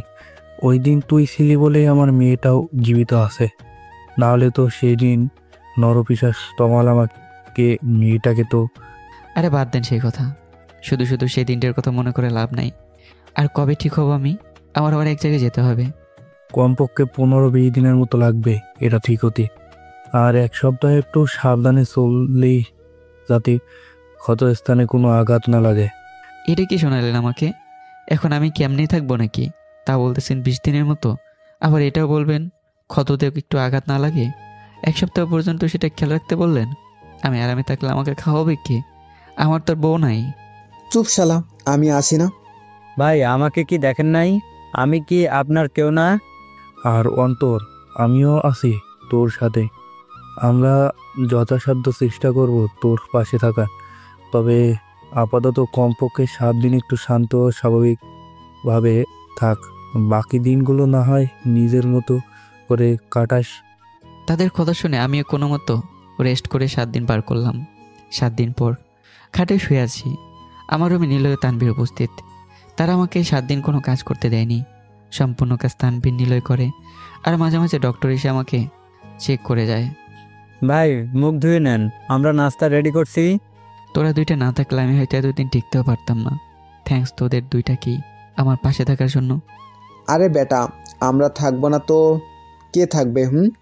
আরে ভাই, আমি তো আপনার ছোট ভাই, আমাদেরও তো কিছু দায়িত্ব আছে আপনার প্রতি, তাই আমরা আমাদের দায়িত্ব পালন করলাম। এখন যান, ফ্রেশ হয়ে আসেন। তারা দুজনেই 7 দিন যেভাবে আমার খেয়াল রাখলো, মনে হয় তারা আমার অনেক কাছের লোক। আমি ভাবতে পারিনি একজন গ্যাংস্টার এমন একটা পরিবার থাকবে। আর সত্যি অবাক না হয়ে পারলাম না। আমি গিয়ে ফ্রেশ হয়ে আসি, আর 3 জনেই সকালে নাস্তা করে নিই। আর 7 দিন পর আবার বের হচ্ছে আমি। 7 দিন ধরে ঘরে বন্দি ছিলাম, কিন্তু আবার মুক্তি পেয়ে গেলাম। আমরা 3 জনে আমাদের আড্ডার জায়গায়, মানে চায়ের দোকানে চলে গেলাম, আর চায়ের অর্ডার দিলাম 3 জনের জন্য। অন্তর ভাই, আপনি একটু মনে করে দেখুন সেদিন আপনি কাউকে দেখছেন কিনা। না রে, কেউকে আমি সেখানে দেখিনি। আমরা 4 জনই ছিলাম সেখানে। হ্যাঁ, সেটাও ঠিক। তবে একটা কথা বলতে চাচ্ছি, আসলে আমি ওই দিন একটা মেয়েকে দেখছিলাম। আরে বেটা, মেয়ে কি করবে? মেয়েদের সন্দেহ করে লাভ নেই বেটা। কিন্তু দোস্ত, মেয়েটাকে দেখে একটু অন্যরকম লাগছিল। তার মানে তানভীর ভাই, আপনি বলতে চাচ্ছেন মেয়েটা অন্তর ভাইকে? না, সেটাও বলতে চাচ্ছি না, তবে একটু অন্যরকম লাগলো আমার থেকে। আচ্ছা, মেয়েটার চেহারা তুই দেখছিস? না, মেয়েটার মুখে ওড়না পেঁচিয়ে রাখছিল, তাই দেখতে পাইনি। বাদ দে শালা। তবে 7 দিন ধরে মারিয়াকে দেখলাম না বেটা। জানি না কোথায় আছে, কি করতেছে সে। অন্তর, তুই কি মারিয়াকে পছন্দ করে বসে আছিস নাকি রে? বলতে পারিস। যাক, ভালোই হলো। তাহলে তো একটা ভাবি পাইলাম আমরা। কি বলেন তানভীর ভাই? হঠাৎই পিছন থেকে কেউ একজন আমার ঘাড়ে হাত দেয়। তবে আমার ডান ঘাড়ে হাত দেয়। বা ঘাড়ে তো গুলি লাগে, আমি আহত হয়েছিলাম, আর মোটামুটি একটু ব্যথাও আছে। অনেক কতক্ষণ ধরে ডাকতেছি তোকে আমি পিছনে ফিরলাম আর দেখলাম মারি এখানে। আমি তো শখ খেয়ে গেলাম তাকে দেখে। এই মেয়ে তোর নীলয় কথা বলতে যাবে, তার আগে আমি নীলয়ের মুখ ধরে ফেলি। আরে মারি আপু, আপনি এখানে? এই বেয়াদব ছেলেটাকে রে, আমাকে চিনে? আমার সাথে রাগ দেখাচ্ছে, সাহস তো কম না। আরে আপু শান্ত হন, ওরা জানে না তো আপনি কে। আমি মারিয়াকে মারিয়া বলে ডাকাতেই তানভীর ও নীলয় বুঝতে পারছে যে এটাই সে মারিয়া, আর আমিও নীলয়ের মুখ ছেড়ে দিই। আল্লাহ, আপু আপনি মারিয়া আপু? থুক্কু ভাবি, আপনি অন্তর ভাইয়ের জিএফ। আপু মাফ করে দেন, ভুল হয়ে গেছে, আমি না জেনেই রাগ দেখালাম, সরি আপু। ঠিক আছে, ক্ষমা চাইছিস, মাফ করে দিলাম। আর অনেক, কি করিস তুই এখানে? জি আপু, আমি তো এই যে এদের সাথে কথা বলতেছি আর চা খাচ্ছি। একা একা চা খাচ্ছিস? আমার জন্য অর্ডার দে। আপু আপনি এখানে চা খাবেন? এখানে মানায় না তো। ঠিক আছে, তাহলে চল আমার সাথে, আমাকে কফি খাওয়াবি। আচ্ছা ঠিক আছে আপু। দেখলাম তানভীর আর নীলয় মুসকে মুসকে হাসতেছে, আমিও তাদের সাবধান করে দিলাম। তারপর তানভীর আর নীলয়ের থেকে বিদায় নিয়ে মারিয়ার সাথে যেতে লাগলাম। তানভীর আর নীলয় জানে আমি মারিয়াকে পছন্দ করি, তাই তারাও আমাকে যেতে দেয়। আমি মারিয়াকে নিয়ে একটা কফি শপে চলে যাই। আচ্ছা আপু বলেন কি কি খাবেন, অর্ডার দেন। ঠিক আছে, দিচ্ছি। তারপর কিছু নাস্তা ও কফির অর্ডার দেয়। তো আপু আপনি হঠাৎ কোত্থেকে আসলেন আর আমার কাছে আসলেন যে? এমনি। আচ্ছা আপু, আপনি বললেন আপনি রেবেল বয়ের জিএফ, কিন্তু আমার জানা মতে অন্তর্বায়ের তো কোনো জিএফ নাই। মানে আমি একদিন তাকে পেয়েছিলাম আর তাকে বললাম ভাইয়া ভাবি তো অনেক সুন্দর, কিন্তু ভাই তো আমাকে কষে একটা দিছে আর বলে আমি ভাবি কই পাইলাম। পরে আমি আপনার কথা বললাম, উনি বলল এই মারিয়া নামে কাউকে নাকি চেনে না আর তার কোনো জিএফ নাই। আরে বোকা, অন্তত আমাকে আগেই বলছে আমাদের রিলেশন যাতে সিক্রেট থাকে। ওই আমার সেফটির জন্য আর কি, অত অনেক শত্রু, তাই আমাকে বলেছে সে রিলেশনে আছে ঠিকই, কিন্তু কাউকে বুঝতে দিবে না যে তার গার্লফ্রেন্ড আছে। বাহ ভাই বাহ, ভালোভাবে কথা বানিয়ে দিল। লিজেন্ড ভাই, ইচ্ছে করতেছে এক্ষুনি এতেরে মাইতেই। মিথ্যা বলার একটা লিমিট থাকার প্রয়োজন। আমাদের নাস্তা ও কফি চলে আসে, আমরা খেয়ে নিই, তারপর বিল দিয়ে চলে আসি। অনেক, এখন কি তোর কোনো কাজ আছে? না আপু, কেন? না মানে চল একটু ঘুরে বেড়াই। কেন, আপনার বয়ফ্রেন্ড আছে না? অন্তর্ভাইকে নিয়ে ঘুরেন। আমি তোকে কি বলছিলাম, ওর সাথে ঘোরাঘুরি করলে আমার রিস্ক, তাই ও বলছে গোপনে রিলেশন চালাবে। আপনার সাথে ঘুরলে যদি অন্তর্ভাই দেখে তাহলে তো আমি শেষ। দেখলে কিছুই বলবে না, ও করবেও না, আমি আছি তো। আজ পর্যন্ত অন্তরকেই যে দেখেনি, আর আন্দাজি অন্তরকে তার বিয়ের দাবি করতেছে। একবার যদি সত্যিটা জানে না তাহলে তো সকল হাওয়া বের হয়ে যাবে। রেবেল ভাই অন্য কোথাও না, বরং তার পাশে উপস্থিত আছে। ঠিক আছে চলেন তাহলে। আমরা দুজনেই শহরে ঘুরতে ব্যস্ত, বেশ ঘোরাঘুরি করলাম। তবে আমার পকেট খালি হয়েছে, আবার সেও খরচ করলো, বেশ ভালোই কাটলো। আমরা একটা পার্কে চলে যাই, সেখানে হাঁটতে লাগলাম। অনেক চল, ফুচকা খাবো। কি? আমি ফুচকা খাই না। ঠিক আছে আমি খাবো, তুই দেখিস, এখন চল তো। বলে আমার হাত ধরে আমাকে টেনে নিয়ে গেল। এই প্রথম আমি কোনো মেয়ের হাতে ছোঁয়া পেলাম, যা এক অন্যরকম অনুভূতি কাজ করতে লাগলো। মারিয়ার নরম হাতের ছোঁয়া আমার মনে ভালো লাগা কাজ করিয়ে দেয়। মামা ফুচকা দেন তো। আর তুই কি খাবি? না, আমি কিছুই খাবো না। ফুচকা আসতে না আসতেই মারিয়া খাওয়া শুরু করে, আর আমি বসে মুগ্ধ নয়নে দেখতে লাগি তার মায়াবী চেহারা। আর আমাকে বেশি আকর্ষণ করছে মারিয়ার গোলাপি ঠোঁট ও ঠোঁটের নিচের কালো তিলটা। এই এভাবে কি দেখছিস তুই? আমার নজর লাগবে না? পরে পেট ব্যথা করলে তোকে ছাড়বো না। কথাটা বলতে আমি চোখ সরিয়ে নিলাম আর মুখ অন্য পাশে করে দিলাম। এখন যদি পেটে ব্যথা না হয় তাহলে তোর একদিন আর আমার একদিন। আরে পেটে ব্যথা হবে না, আর হলেও আমার পক্ষ থেকে একটা 7 আপ খাবো। মারিয়া আবারও খেতে লাগে। আমি আড়াল চোখে তাকে দেখতে লাগি। মেয়েটার মুখ থেকে আমি কোনো যেন চোখই সরাতে পারছি না। মারিয়ার মায়ে পড়ে গেলাম আমি। মারিয়ার ফুচকা খাওয়া শেষ, আর আমি তার দিকে তাকিয়ে আছি। হ্যাঁ, তুই আমার দিকে কি দেখছিস? হ্যাঁ যা শালা, আমি এর মায়ে পড়ে এখন তো ফেসে গেলাম।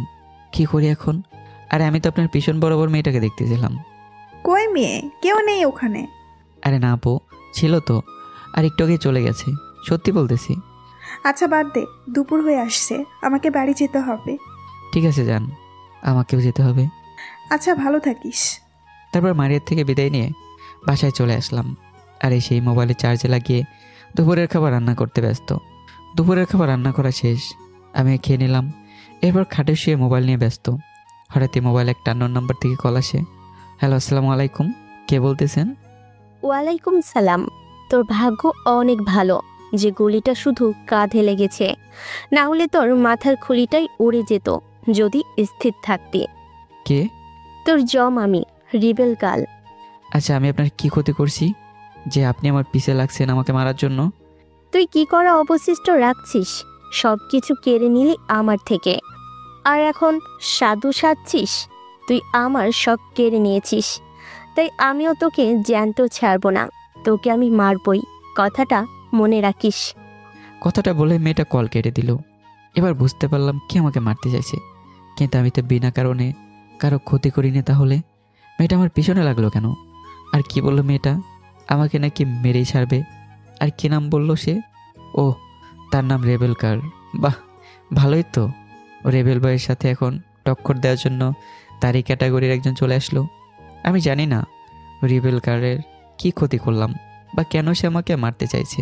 বিষয়টা আমার কাছে একটু অন্যরকম লাগতেছে। আমি রেবেল গার্লের কথাটা সকলের থেকে লুকাতে চাই, কারণ আমি চাই না আমার জন্য কেউ চিন্তা করুক। আর কে রেবেল গার্ল, আর কেন আমাকে মারতে চাইতেছে, বিষয়টা আমাকে জানতে হবে। না না, মাথায় বেশি চাপ দেওয়া যাবে না, কারণ মাথাটাকে যত ঠান্ডা রাখবো মাথা ততই ভালো কাজ করবে। আমাকে গোপনে এই রেবেল গার্লের সকল তথ্য জোগাড় করতে হবে।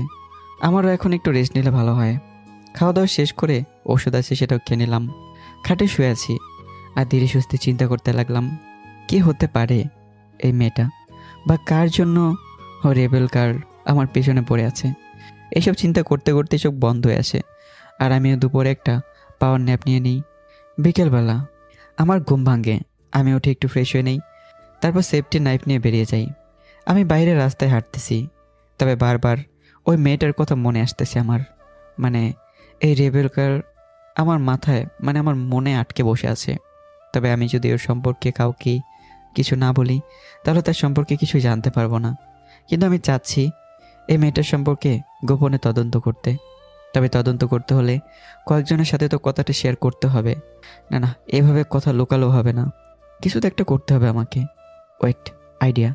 আমি সবাইকে রেবেল গার্ল সম্পর্কে বলবো ঠিকই, কিন্তু সে যে আমাকে মারতে চাইছে সেটা বলবো না, না হলে দলের সকলে আমার জন্য দুশ্চিন্তা করবে। পরে সেই সুযোগে তমাল তার কাজ সারিয়ে ফেলবে। আমি মোবাইল বের করে তানভীরকে কল দিলাম। হ্যালো তানভীর, কোথায় তুই? আমি তো বাসায়। কেন? একটু কলেজ মাঠে কথা আছে। আচ্ছা, আসতেছি। তারপর কল কেটে দিলাম। কলেজ মাঠে বসে আছি, কিছুক্ষণ পর তানভীর আছে। কিরে, হঠাৎ ডাকলি? আরে ব্যাটা, ভালো লাগতেছিল না তাই ডাকলাম। কেন, কোনো কাজ করতেছিলি? না রে, এমনি গেম খেলতেছিলাম। ও আচ্ছা। তানভীর, একটা কথা শুনছিস? কি? এলাকায় এক লেডি গ্যাংস্টারের আগমন হয়েছে, জানিস? কি? হ্যাঁ, তার নামটাও না আমার গ্যাংস্টার নামের সাথে মিল রেখে রাখছে। যেমন আমি হলাম রেবেল বয় আর সে হলো রেবেল গার্ল। কি বলিস? লেডি গ্যাংস্টার আমাদের এলাকায়? ভালোই তো, তবে তোর নামের সাথে নাম মিলিয়ে রাখলো, ব্যাপারটা একটু আমাকে ভাবাচ্ছে। কি ভাবতেছিস তুই? মনে হয় সে লেডি গ্যাংস্টার একত তোর ভক্ত, না হলে তোকে পছন্দ করে, তাই তোর নামের উপর ভিত্তি করে তার নামটা রাখে।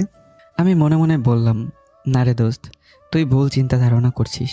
সে না আমার ভক্ত, না আমাকে পছন্দ করে, সে আমাকে মারতে যাচ্ছে, এমনকি সে আমাকে গুলিও করে। কিন্তু সরি দোস্ত, আমি এসব তোকে বলতে পারবো না। কিরে, কি ভাবছিস তুই? তেমন কিছু না, তবে আমি রেবেল গার্লের ডিটেলস চাই। সেটা তো আমাদের বাম হাতের কাজ টুকু। আমার জন্য বাম হাতের কাজ, তোর জন্য ডান হাতের কাজ, কারণ তুই তো বাম হাত ব্যবহার করি। তবে যেহেতু তুই রেবেল গ্রিল এর কথা বলছিস, আমি দেখি কোনো তথ্য বের করতে পারি নাকি। তুই চিন্তা করিস না, যেটা চাইছিস সেটা পেয়ে যাবি তুই। তুই শুধু আগে নিজের শরীরের প্রতি রাখ, আমি দল সামলে নেব। থ্যাঙ্কস দোস্ত, তারপর তানবীরের সাথে সন্ধ্যা পর্যন্ত আড্ডা দিই। চল একত্রে নাস্তা করে নিই। চল। তারপর দুজনে নাস্তা করে নিলাম। নাস্তা শেষ করে রাতের বেলা হাঁটতে লাগলাম দুজনেই। দোস্ত, ওই দিন কি তুই মেয়েটার চেহারা দেখেছিলি? কোন মেয়েটা দোস্ত? ওই যে আমার গুলি লাগছিল যে সেদিন তুই একটা মেয়েকে দেখছিলি না, সে মেয়েটার কথাই বলতেছি আমি। আরে বেটা, তোরে তো বলছিলাম আমি তার মুখ দেখতে পারি নাই, কারণ তার মুখ ওড়না দিয়ে মুখে মোড়ানো ছিল। না মানে একটু কি তার চেহারা দেখতে পারলি না? মানে কোনো কিছু খেয়াল করিসনি মেয়েটার? শালা, আমি ওই টাইপের ছেলে না যে মেয়েদের ঘুরে ঘুরে দেখব। ও আচ্ছা, বাদ দে তাহলে। তারপর তানবীর থেকে বিদায় নিয়ে বাসায় চলে গেলাম। আমি সেখানে গিয়ে খাটে শুয়ে আছি, আর তখনই আমার মোবাইলে কল আসে। না দেখে রিসিভ করে ফেলি। হ্যালো, আসসালামু আলাইকুম, কে বলতেছেন? ওয়ালাইকুম সালাম। গ্যাংস্টার হয়েও সালাম দিস, এটা শুনে অবাক হলাম। আমি বুঝতে পারলাম এটা সেই মেয়েটা। কি চাই, কেন আমাকে কল দিছেন, আর আমি কেমন ক্ষতি করলাম আমাকে একটু বলেন তো। সময় হলে ঠিকই জানতে পারবি। আর এখন কেন কল দিছি জানিস? আমি জানি তুই একটা মেয়েকে পছন্দ করিস, আর তার নাম মারিয়া, তাই না? আগে এটা বলেন, মারিয়াটা কে? আচ্ছা, তার মানে তুই মারিয়াকে চিনিস না, তাই তো? তাহলে তো ভালোই। আমি এখন তাকে মারবো, কোনো অসুবিধা নাই। বিনা কারণে কেন তাকে মারবেন? তোর সাথে পার্কে আড্ডা দিতে দেখলাম, সেও ফুচকা খাচ্ছিল, তুইও তাকে রোমান্টিকভাবে দেখতেছিলি। কি আমি কি ভুল বললাম? বলে ওর ক্ষতি করার চেষ্টা করবেন না, আপনার শত্রু আমি। তাকে কেন এখানে টানছেন আপনি? আমি জানি তো তুই সেই মেয়েটাকে পছন্দ করিস, আর তোর পছন্দ করার জিনিস দিয়েই তোকে মারবো আমি। প্রথমে আস্তে আস্তে করি, তোর পছন্দের মানুষটাকে শেষ করব। সেটা দেখে তুই এমনি শেষ হয়ে যাবি, কারণ খুব কাছের মানুষের ক্ষতি কেউই দেখতে পায় না। গেলাম আমি তোর মারিয়াকে মারতে, সাহস থাকলে আমাকে থামিয়ে দেখা। বলে ওর ক্ষতি করবেন না প্লিজ। হ্যালো, প্লিজ, আপনার শত্রু আমি, তাহলে তাকে আঘাত করতে চাচ্ছেন কেন? দেখলাম কল কেটে দিছে সে। আমি তাড়াতাড়ি করে গানটা নিয়ে দিলাম দৌড় মারিয়ার বাড়ির দিকে। আমি মারিয়ার বাড়ি পৌঁছে দরজায় নক করতে লাগি। মারিয়া, দরজা খোলো। মারিয়া চিৎকার দেয়, আর চিৎকার শুনেই মনে ভয় ঢুকে গেল, আর আমি একটা জানালা দেখে সেটা ভেঙে ভেতরে চলে গেলাম। মারিয়া, মারিয়া কোথায় তুমি? আমি গান বের করে হাতে নিই আর মারিয়াকে খুঁজতে লাগি। হঠাৎই মারিয়া দৌড়ে এসে আমাকে দেখে জড়িয়ে ধরে। আমাকে বাঁচাও প্লিজ। তুমি সাইডে যাও, আমি দেখতেছি। তারপর আমি মারিয়ার বাড়ি ঘুরে দেখলাম, কিন্তু কাউকে পেলাম না। তুমি ভয় পেও না, আমি থাকতে কেউ তোমার ক্ষতি করতে পারবে না। প্লিজ আমার রুম থেকে তেলাপোকাটা সরাও। কি তেলাপোকা মানে?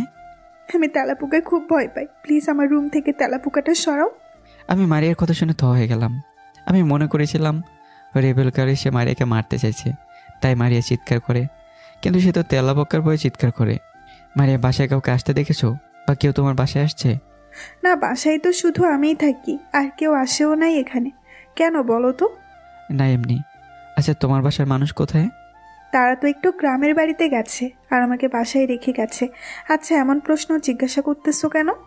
না, এমনি। তোর হাতে এটা কি? এটা তো পিস্তল, এটা তোর হাতে কি করতেছে? আরে এটা তো খেলনার পিস্তল। দেখি আমার হাতে দে তো। না, এটা দেওয়া যাবে না, আর এটা আসল পিস্তল। আর আমিও তোমার থেকে একটা কথা লুকাইছি। কি কথা? আর এক মিনিট, তুই আমাকে তুমি তুমি করে কথা বলছিস কেন? আমি জানি তুমি রেবেল বয়কে দেখোনি, তাই তুমি রেবেল বয়কে তোমার বয়ফ্রেন্ড দাবি করে ওর পাওয়ার ইউজ করে অনেক মানুষকেও আমাকে বোকা বানাচ্ছ। কিন্তু তুমি আসলেই জানোই না রেবেল বয় আসলে কে। কি বলতেছিস? আমি মিথ্যা বলছি নাকি? শুধু মিথ্যাই না, সাথে ভাব নিয়েই এইসব বলে বেড়াচ্ছ। কিন্তু তুমি যদি আসলে রেবেল বয়কে চিনতে, তাহলে রেবেল বয়কে তারই পাওয়ার দিয়ে তাকেই ভয় দেখাতে না। মানে কি বলতেছিস তুই এইসব? আসলে আমি তোমার থেকে আমার আসল পরিচয় লুকিয়ে রাখছি, তবে সেটা আর চাচ্ছি না লুকাতে আমি, কারণ একদিন না একদিন আমার সত্যিটা তুমি জানতে পারবে। তাই আমি নিজে আমার সত্যিটা তোমাকে বলে দিতে চাই। কিসের সত্য?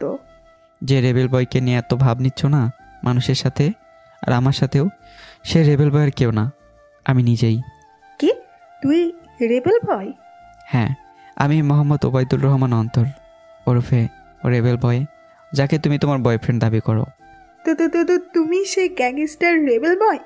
হ্যাঁ, তবে এখন আমি চাই তোমার মিথ্যাটাকে সত্যিতে রূপান্তরিত করতে। মানে? প্রথমত ভয় পাওয়া বন্ধ করো। আর মানেটা হলো, আমি তোমাকে প্রথম দেখতেই তোমাকে আমার মনে জায়গা দিয়ে ফেলি, তোমাকে ভালো লেগে যায়। সেদিন তোমাকে দেখে তোমার প্রতি ফিদে হয়ে যায় আমি। তোমার প্রতি এক প্রকার নেশা ঢুকে যায় আমার মনের ভিতর। প্রথমে মনে করেছিলাম এটা জাস্ট ভালো লাগা, কিন্তু প্রতিটা মুহূর্তেই আমি তোমাকে অনুভব করতে লাগি। আমি জানি আমি একজন গ্যাংস্টার, কিন্তু একজন মানুষই তো আমি, আর মানুষের তো মন আছে, আর সেই মন কখন কাকে ভালো লাগিয়ে দেয় কেউই জানে না।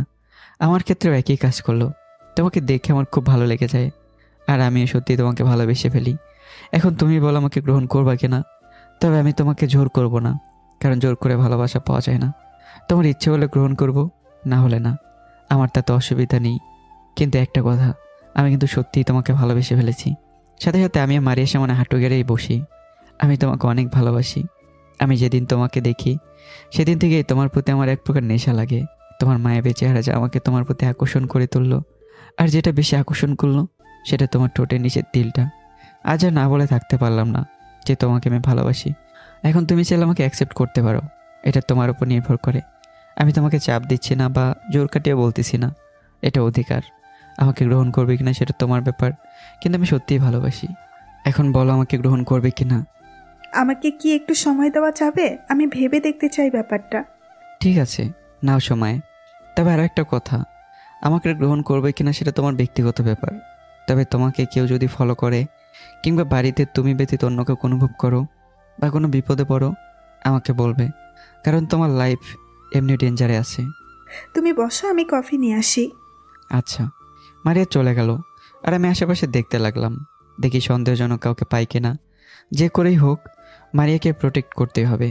সে আমাকে গ্রহণ করুক বা না করুক, কিন্তু তাকে প্রোটেক্ট করেই যাব আমি। প্রয়োজনে আমার জান চলে যাক, অসুবিধা নেই, কিন্তু তার কিছু হতে দেব না আমি। অনেক। আমি গেলাম মারিয়ার কাছে। ও সরি, আমি ভুলেই গেছিলাম, তোমার নাম তো অন্তর। ইটস ওকে, তুমি চাইলে আমাকে অনিকও ডাকতে পারো। এই নাও কফি। মারিয়া আমার দিকে কফির মগ এগিয়ে দিল। Thank you. তারপর দুজনে কফি খেতে লাগলাম। দুজনে নীরবতা পালন করতেছি, কারো মুখে কথা নেই। আমার কফি খাওয়া শেষ। আচ্ছা আমি যাই, কাল কথা হবে। আচ্ছা, তোমার মোবাইল নাম্বারটা কি দিতে পারবা? নাও। তারপর মোবাইল নাম্বার দিলাম।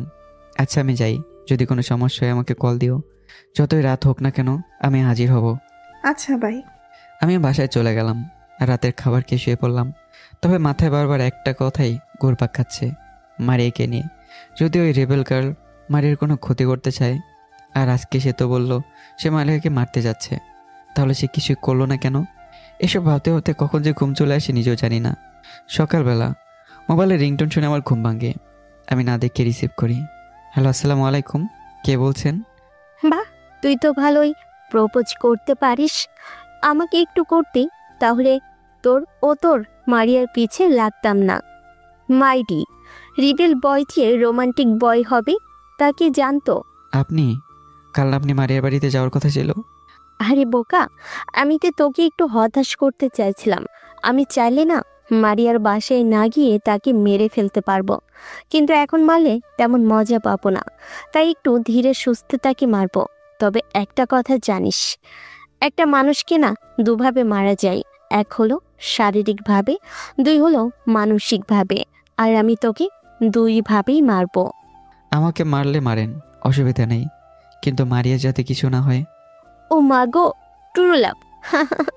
আমাকে যা খুশি করেন, কিচ্ছু বলবো না, কিন্তু মারিয়া যদি একটু আচরও লাগে, আপনাকে খুঁজে বের করে এমন মৃত্যু দেব না যা দেখে সকলের রুহ কেঁপে উঠবে।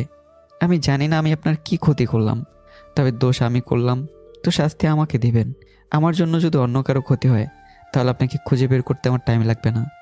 আমাকে খুঁজে বের করা কি মগের মুল্লুক নাকি?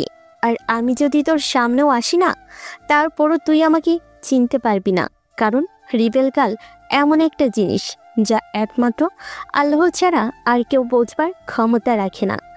আমাকে দেখলে তুই নিজেও শক খেয়ে যাবে, আর বিশ্বাসও করতে পারবি না সেটা আমি।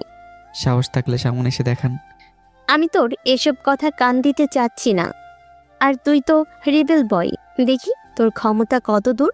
পারলে খুঁজে বের কর আমাকে। ঠিক আছে, ওয়েট করেন। তারপর কল কেটে দিল। কল কাটার সাথে সাথে আর একটা আননোন নাম্বার থেকে কল আসে। হ্যালো, আসসালামু আলাইকুম, কে বলতেছেন? হ্যালো, আমি মারিয়া। কোথায় তুমি? আমি তোমার সাথে দেখা করতে চাই। আমি তো বাসায়। আচ্ছা শোনো, একটু পার্কে আসতে পারবা? ঠিক আছে, ওয়েট করো, আমি আসতেছি। তারপর কল কেটে দিল। আমি জানি না মারিয়া আমাকে অ্যাকসেপ্ট করবে কিনা, নাকি আমাকে না করে দেবে, কিন্তু আমি সত্যি ওকে ভালোবাসি, নাকি অন্য কিছু বলতে চাচ্ছে আমাকে। মনের মধ্যে কজন ভয় কাজ করতে লাগলো। আমিও ভয়কে এক সাইডে রেখে ফ্রেশ হয়ে নিলাম আর রেডি হয়ে গানটা নিয়ে পার্কে গেলাম মারিয়ার সাথে দেখা করতে। পার্কে পৌঁছালাম, কিন্তু মনের মধ্যে এক অন্য ভয় কাজ করতে লাগছে। আমার কেমন জানি এই মুহূর্তে কি হবে একটু পর, মানে মারিয়াকে আমাকে গ্রহণ করবে কিনা এইসব মাথায় চলতেছে। দেখলাম মারিয়া পার্কের বেঞ্চে বসে আছে। আমি একটা লম্বা শ্বাস নিয়ে তার কাছে গেলাম, গিয়ে তার সামনে দাঁড়িয়ে যাই। কি হলো, এভাবে দাঁড়াইছো কেন? বসো আমার পাশে। আমি বাধ্য ছেলের মতো মারিয়ার পাশে বসে যাই আর দেখলাম সে আমার দিকে তাকিয়ে মুচকি হাসতেছে। বলো, কি বলবা? কি বলতাম, এমনিই ডাকলাম আর কি। কেন, তোমার কি কোনো কাজ আছে নাকি? ভুলে গেছো আমি কে? আর প্রতিটা মুহূর্তেই আমার কাজ থাকে। দলের লোক আসলেই আমাকে তাদের সাথে চলে যেতে হয়, আর বিপরীত পক্ষ গ্যাংস্টারদের সামলাতে হয় আমাদের। আরে এত উত্তেজিত হওয়ার কি আছে? তুমি জানো না আসলেই কেন উত্তেজিত হচ্ছি? কারণ তোমার লাইফ এখন আমার জন্য ডেঞ্জারে আছে, আর আমার জন্য কোনো নির্দোষ মানুষের কোনো ক্ষতি হোক তাহলে আমি কখনোই নিজেকে ক্ষমা করতে পারবো না। এটাই মনে মনে ভাবলাম। কি হয়েছে, এভাবে চুপসে গেলে কেন? এমনি। আচ্ছা বলো, কেন এখানে আসতে বললাম? আসলে অন্তর, আমি কাল রাতে তোমার কথা অনেক ভাবলাম, কিন্তু কিন্তু কি, আমার সাথে রিলেশন করতে চাও না সেটাই তো? আর এটা বলতে সংকোচ বোধ করার কি আছে? আমি তো আগে বললাম তোমাকে, তোমার ইচ্ছা হলে গ্রহণ করবা, না হলে নাই। আর আমি তো তোমাকে জোর করতেছি না। এই ছেলে, আমার পুরো কথাটা তো শুনবা। কথা মাঝখানে কথা থামিয়ে দিলা। আচ্ছা বলো, আমি শুনতেছি। আসলে অন্তর, আমিও তোমাকে ভালোবেসে ফেললাম। আসলে আমি রেবেল বয়কে নিজের গার্লফ্রেন্ড ঠিকই দাবি করতাম, জাস্ট একটু উপরে থাকার জন্য আর কি। কিন্তু কাল তোমার সত্যিটা জেনে আমি অবাক হয়ে গেলাম। আমি কার সাথে কি করতেছিলাম? রেবেল বয়ের পাওয়ার দিয়ে রেবেল বয়কে ভয় লাগাচ্ছিলাম। তুমি চাইলেই আমাকে এটা শাস্তি দিতে পারতে, কিন্তু দাও নাই। কিন্তু সবচেয়ে অবাক করার ব্যাপার হলো, তুমি যেভাবে আমাকে প্রপোজ করছো সেটা। কারণ আমি মনে করতাম গ্যাংস্টারদের মন থাকে না, তারা নরপশুদের মতো হয়। কিন্তু তোমার কাণ্ড দেখে আমি অবাক হলাম, আর আমার ধারণাটাও ভুল হলো। তোমার প্রপোজাল ও তোমার কথাবার্তা আমাকে তোমার প্রতি আকর্ষিত করছে। কারণ তোমার কথাবার্তা শুনে এক মুহূর্তের জন্য মনে হলো আমি তোমাকে সাধারণ কোনো একটা স্পেশাল মানুষের সাথে কথা বলতেছি। তোমার কথাবার্তা সত্যি তোমার জন্য আমার মনে জায়গা করে দিল, তাই আমি তোমার প্রপোজাল অ্যাকসেপ্ট করলাম। মারিয়ার কথা শুনে আমি তো মহা খুশি। সত্যি তুমি আমাকে গ্রহণ করছো, নাকি আমাকে করুণা করতেছো? আমি তোমাকে আবারও বলতেছি, তোমার কোনো ভয় নেই, শুধু নিজের মনের কথাটা বলো তুমি। এই পাগল, আমি সত্যি তোমাকে মন থেকে গ্রহণ করলাম অন্তর, সত্যি বলতেছি। জানো মারিয়া, আজ আমি অনেক খুশি, কারণ আমি প্রথম নিজের পছন্দ মতো কাউকে পেলাম। আমার অনেক ইচ্ছে আমি একজনকে মনে প্রাণে ভালোবাসবো, তাকে নিয়ে নিজেকে রাঙিয়ে রাখবো। আজ তুমি আমার স্বপ্নটা পূরণ করে দিলে। আমি সত্যি তোমাকে অনেক ভালোবাসি। ভালোবাসো? ভালোবাসলে এভাবে এখানে বসিয়ে রাখে নাকি? আর ব্রেকফাস্ট করছো? না, আসলে তুমি কল দিছিলা তো, তাই তাড়াহুড়ো করে চলে আসলাম। ঠিক আছে, চলো আমার সাথে। আমিও সকালে নাস্তা করি নাই, আজকে দুজন একসাথে নাস্তা করব। চলো। আমি আর মারিয়া চলে গেলাম একটা রেস্টুরেন্টে নাস্তা করতে। সেখানে গিয়ে আমরা একটা টেবিলে বসি। আচ্ছা তুমি বসো, আমি একটু আসি। ওকে যাও, আমি এখানে আছি। তারপর মারিয়া চলে যায় ওয়াশরুমে, আর আমিও বসে আছি টেবিলে। আর তখন আমার একটা কল আসে, দেখলাম রেবেল গার্ল কল দিছে। হ্যালো, আসসালামু আলাইকুম। কিরে, তোকে তো খুশি খুশি মনে হচ্ছে। আসলে আমি জানি কেন খুশি তুই। মারিয়া তোর প্রপোজাল অ্যাকসেপ্ট করেছে, তাই বলে তুই অনেক খুশি, তাই না? আপনি কি করে জানলেন এটা? তোর উপর আমার নজর রাখা। তুই কখন কোথায় যাস, কি করিস, কার সাথে থাকিস, সবই আমার জানা। শোন, ভালো করে প্রেম করে নে। হয়তো তোর প্রেমিকার সময় খুবই কম। আমি দেখে নেব। আমি থাকতে কি করে আপনি আমার মারিয়াকে আঘাত করেন? ভুলে যাবেন না যে আমি কে। উইক রুবেল বই, আর তুই ভালোই জানোস আমি কে। তোর থেকেও 10 গুণ পাওয়ারফুল আমি। তুই এখন পর্যন্ত আমাকে দেখলি না, আবার বলিস আমাকে আটকাবি, তোর প্রেমিকাকেও বাঁচাবি। শোন, আমাকে আটকাতে হলে আগে আমাকে বিয়ে করতে হবে, আমাকে জানতে হবে, তারপর না হয় আটকানোর চেষ্টা করিস। আগে তো আমাকে খুঁজে বের কর, আর যত দেরি করে খুঁজে বের করবি ততই তোর জন্য খারাপ হবে। শুনে রাখেন, আর যাই করেন না কেন, বলে আমার কাছের মানুষগুলোর কোনো ক্ষতি করার চেষ্টা করবেন না। আর বাধ্য করবেন না আমাকে আমার নরপশু রূপ নিতে। পরে ভুলে যাব যে আপনি একটা মেয়ে। আমাকে রাগাবেন না, পরে কিন্তু খুব খারাপভাবে পস্তাবেন আপনি। দেখা যাবে কে কি করতে পারে, সময় বলে দিবে কার কত দম। বলে কল কেটে দিল। আর আমার মাথা তো গেল হ্যাং হয়ে। এই রেবেল গার্ল আমার উপর নজরদারি করতেছে। এখন আমার জন্য মারিয়া বিপদে পড়ে আছে। না, আর যাই হোক না কেন, আমার জান চলে গেলেও মারিয়ার কিছু হতে দেওয়া যাবে না। আমি টেবিলে বসে আছি, কিছুক্ষণ পর মারিয়া আসে। আরে তুমি খাবার অর্ডার দাও নাই কেন? তুমি নাই তাই অর্ডার দিলাম না, এখন তুমি আসছো, এখন অর্ডার দেব। তারপর কিছু নাস্তার অর্ডার দিলাম, আর আমাদের নাস্তা আসতেই নাস্তা খেয়ে নিলাম। শোনো, আমি চাচ্ছি আজকে দুপুরে তুমি আমার সাথে আমার বাসায় লাঞ্চ করবে, কি বলো? না, আমার কাজ আছে, আজকে না, অন্য কোনো দিন। এই কি হয়েছে? হ্যাঁ, ভালোবাসা বানাইছো, এখন একটু কথা শুনতে শিখো। আর যদি কথা নাই শোনো না, তাহলে বাই। আচ্ছা ঠিক আছে। এখন আমার সাথে বাসায় চলো। এখনই? হ্যাঁ এক্ষুনি চলো তো। আর তার আগে বিল দিয়ে দিই। না, বিল আমি দিচ্ছি। হয় চুপ, বেশি কথা বলবা না। মারিয়া নাস্তার বিল দিয়ে দেয় আর আমাকে নিয়ে তার বাড়িতে চলে যায়। আমরা দুজন এখন মারিয়ার বাড়িতে। সেখানে গিয়ে দুজন দুজনকে নিয়ে ব্যস্ত। দুপুর পর্যন্ত আমরা কথা বলি। আচ্ছা তুমি বসো, আমি লাঞ্চ রেডি করি। আমাকে হেল্প করতে হবে? না, কিছুই করতে হবে না। তারপর মারিয়া চলে যায় রান্না করতে। আর আমি কি করব, মোবাইল বের করে মোবাইল নিয়ে ব্যস্ত হয়ে পড়ি। প্রায় আধ ঘন্টা পর মারিয়া ডাক দেয়। রান্না শেষ, গিয়ে ফ্রেশ হয়ে আসো। হ্যাঁ, তবে আমি তো জানি না কোথায় বাথরুম। আসো আমার সাথে। তারপর আমি মারিয়ার সাথে যেতে থাকি। সে আমাকে বাথরুম দেখিয়ে দেয়। আমিও চলে যাই, ফ্রেশ হয়ে আসি। বাথরুম থেকে বেরিয়ে দেখলাম মারিয়া তোয়ালে নিয়ে দাঁড়িয়ে আছে, আর সে আমাকে তোয়ালেটা এগিয়ে দেয়। আমিও সেটা নিয়ে হাত মুখ মুছে নেই। এবার চলো, খাবার খাবে, অনেক খিদা লাগছে। হ্যাঁ চলো। আমি মারিয়ার সাথে চলে যাই, আর দেখলাম সে ডাইনিং টেবিলে খাবার রেডি করে রাখছে। যাও বসে পড়ো, আমি খাবার দিচ্ছি। আমি বসে পড়লাম। মারিয়া খাবার বেড়ে দিতে লাগলো। আচ্ছা মারিয়া, তোমার পরিবারে কে কে আছে? আমার কথা শুনে মারিয়া খাবার খাওয়া থামিয়ে নেয়। কি হয়েছে? আসলে আমার পরিবারে কেউ নেই, আমি একা থাকি। তাহলে তুমি বলছিলে যে তোমার পরিবার গ্রামের বাড়িতে গেছে। সেটা মিথ্যা বললাম আমি। আসলে আমার পরিবারে শুধু আমিই আছি, আমার কেউ নেই। আগে বাবার ছিল, এক অ্যাক্সিডেন্টে বাবা মারা যায়। আর এই বাড়িটাও আমার বাবার। তিনি মারা যাওয়ার পর তার এই বাড়ি ও তার সম্পত্তি আমার হয়ে যায়। এরপরেও জীবিকার জন্য আমি কোনো মতে একটা অফিসে চাকরি করি। এই কে বলেছে তোমার কেউ নেই? আমি আছি না। আমি থাকতে তুমি কেমনে একা হও? আমি কি তোমার কেউ না? দেখো মারিয়া, আমি থাকতে তুমি আর একা না। আমি নিজে শেষ নিঃশ্বাস পর্যন্ত তোমার পাশে থাকবো। Thank you. আর এখন এসব ছাড়ো, খাবার খাও তো। হ্যাঁ। তারপর দুজনে খাবার খেতে লাগলাম। খাবার খাওয়া শেষ, আমি হাত ধুয়ে নিলাম। আর প্লেট নিয়ে যখনই রান্নাঘরের দিকে যাব, তখনই মারিয়া ডাক দেয়। প্লেট নিয়ে কই যাও? কেন, প্লেট ধুতে। আজকে তুমি আমার বাড়ির মেহমান, আর আমি কি করে তোমাকে প্লেট ধুতে দিব? প্লেট রাখো। ও হ্যালো, এটা আমার অভ্যাস। আমি খাবার খেলে অবশ্যই নিজের প্লেট ধুই, তাই আমার প্লেট আমিই ধোবো। ঠিক আছে, আমারটাও ধুয়ে দিও তাহলে। আচ্ছা ঠিক আছে, তুমি হাত ধুয়ে নাও। আমি প্লেট দুইটা নিয়ে রান্নাঘরে চলে যাই, আর সেগুলো ধুয়ে নিলাম। আর দেখলাম মারিয়া আমার দিকে তাকিয়ে মুসকে মুসকে হাসছে। কি হয়েছে, এভাবে হাসার কি আছে? দেখতেছি রেবেল বয় কি করে এইসব কাজ করে। আজব তো, আমি তো বাসায়ও কাজ করি, এতে অবাক হওয়ার কি আছে? না না, ভালো তো। করো করো, ভালো করে কাজ করো। আমি আর কথায় কান না দিয়ে কাজ শেষ করলাম। আচ্ছা চা খাবা? আর এটা কি মিস করা যায় নাকি? তারপর মারিয়া কিচেনে এসে চা বানাতে ব্যস্ত, আর আমি আছি আর কি কোনো মতে। চিন্তা করলাম মারিয়াকে পেছন থেকে জড়িয়ে ধরবো। পরে ভাবলাম সবে মাত্র তার সাথে রিলেশনে গেলাম, এত তাড়াতাড়ি এটা করা ঠিক হবে না।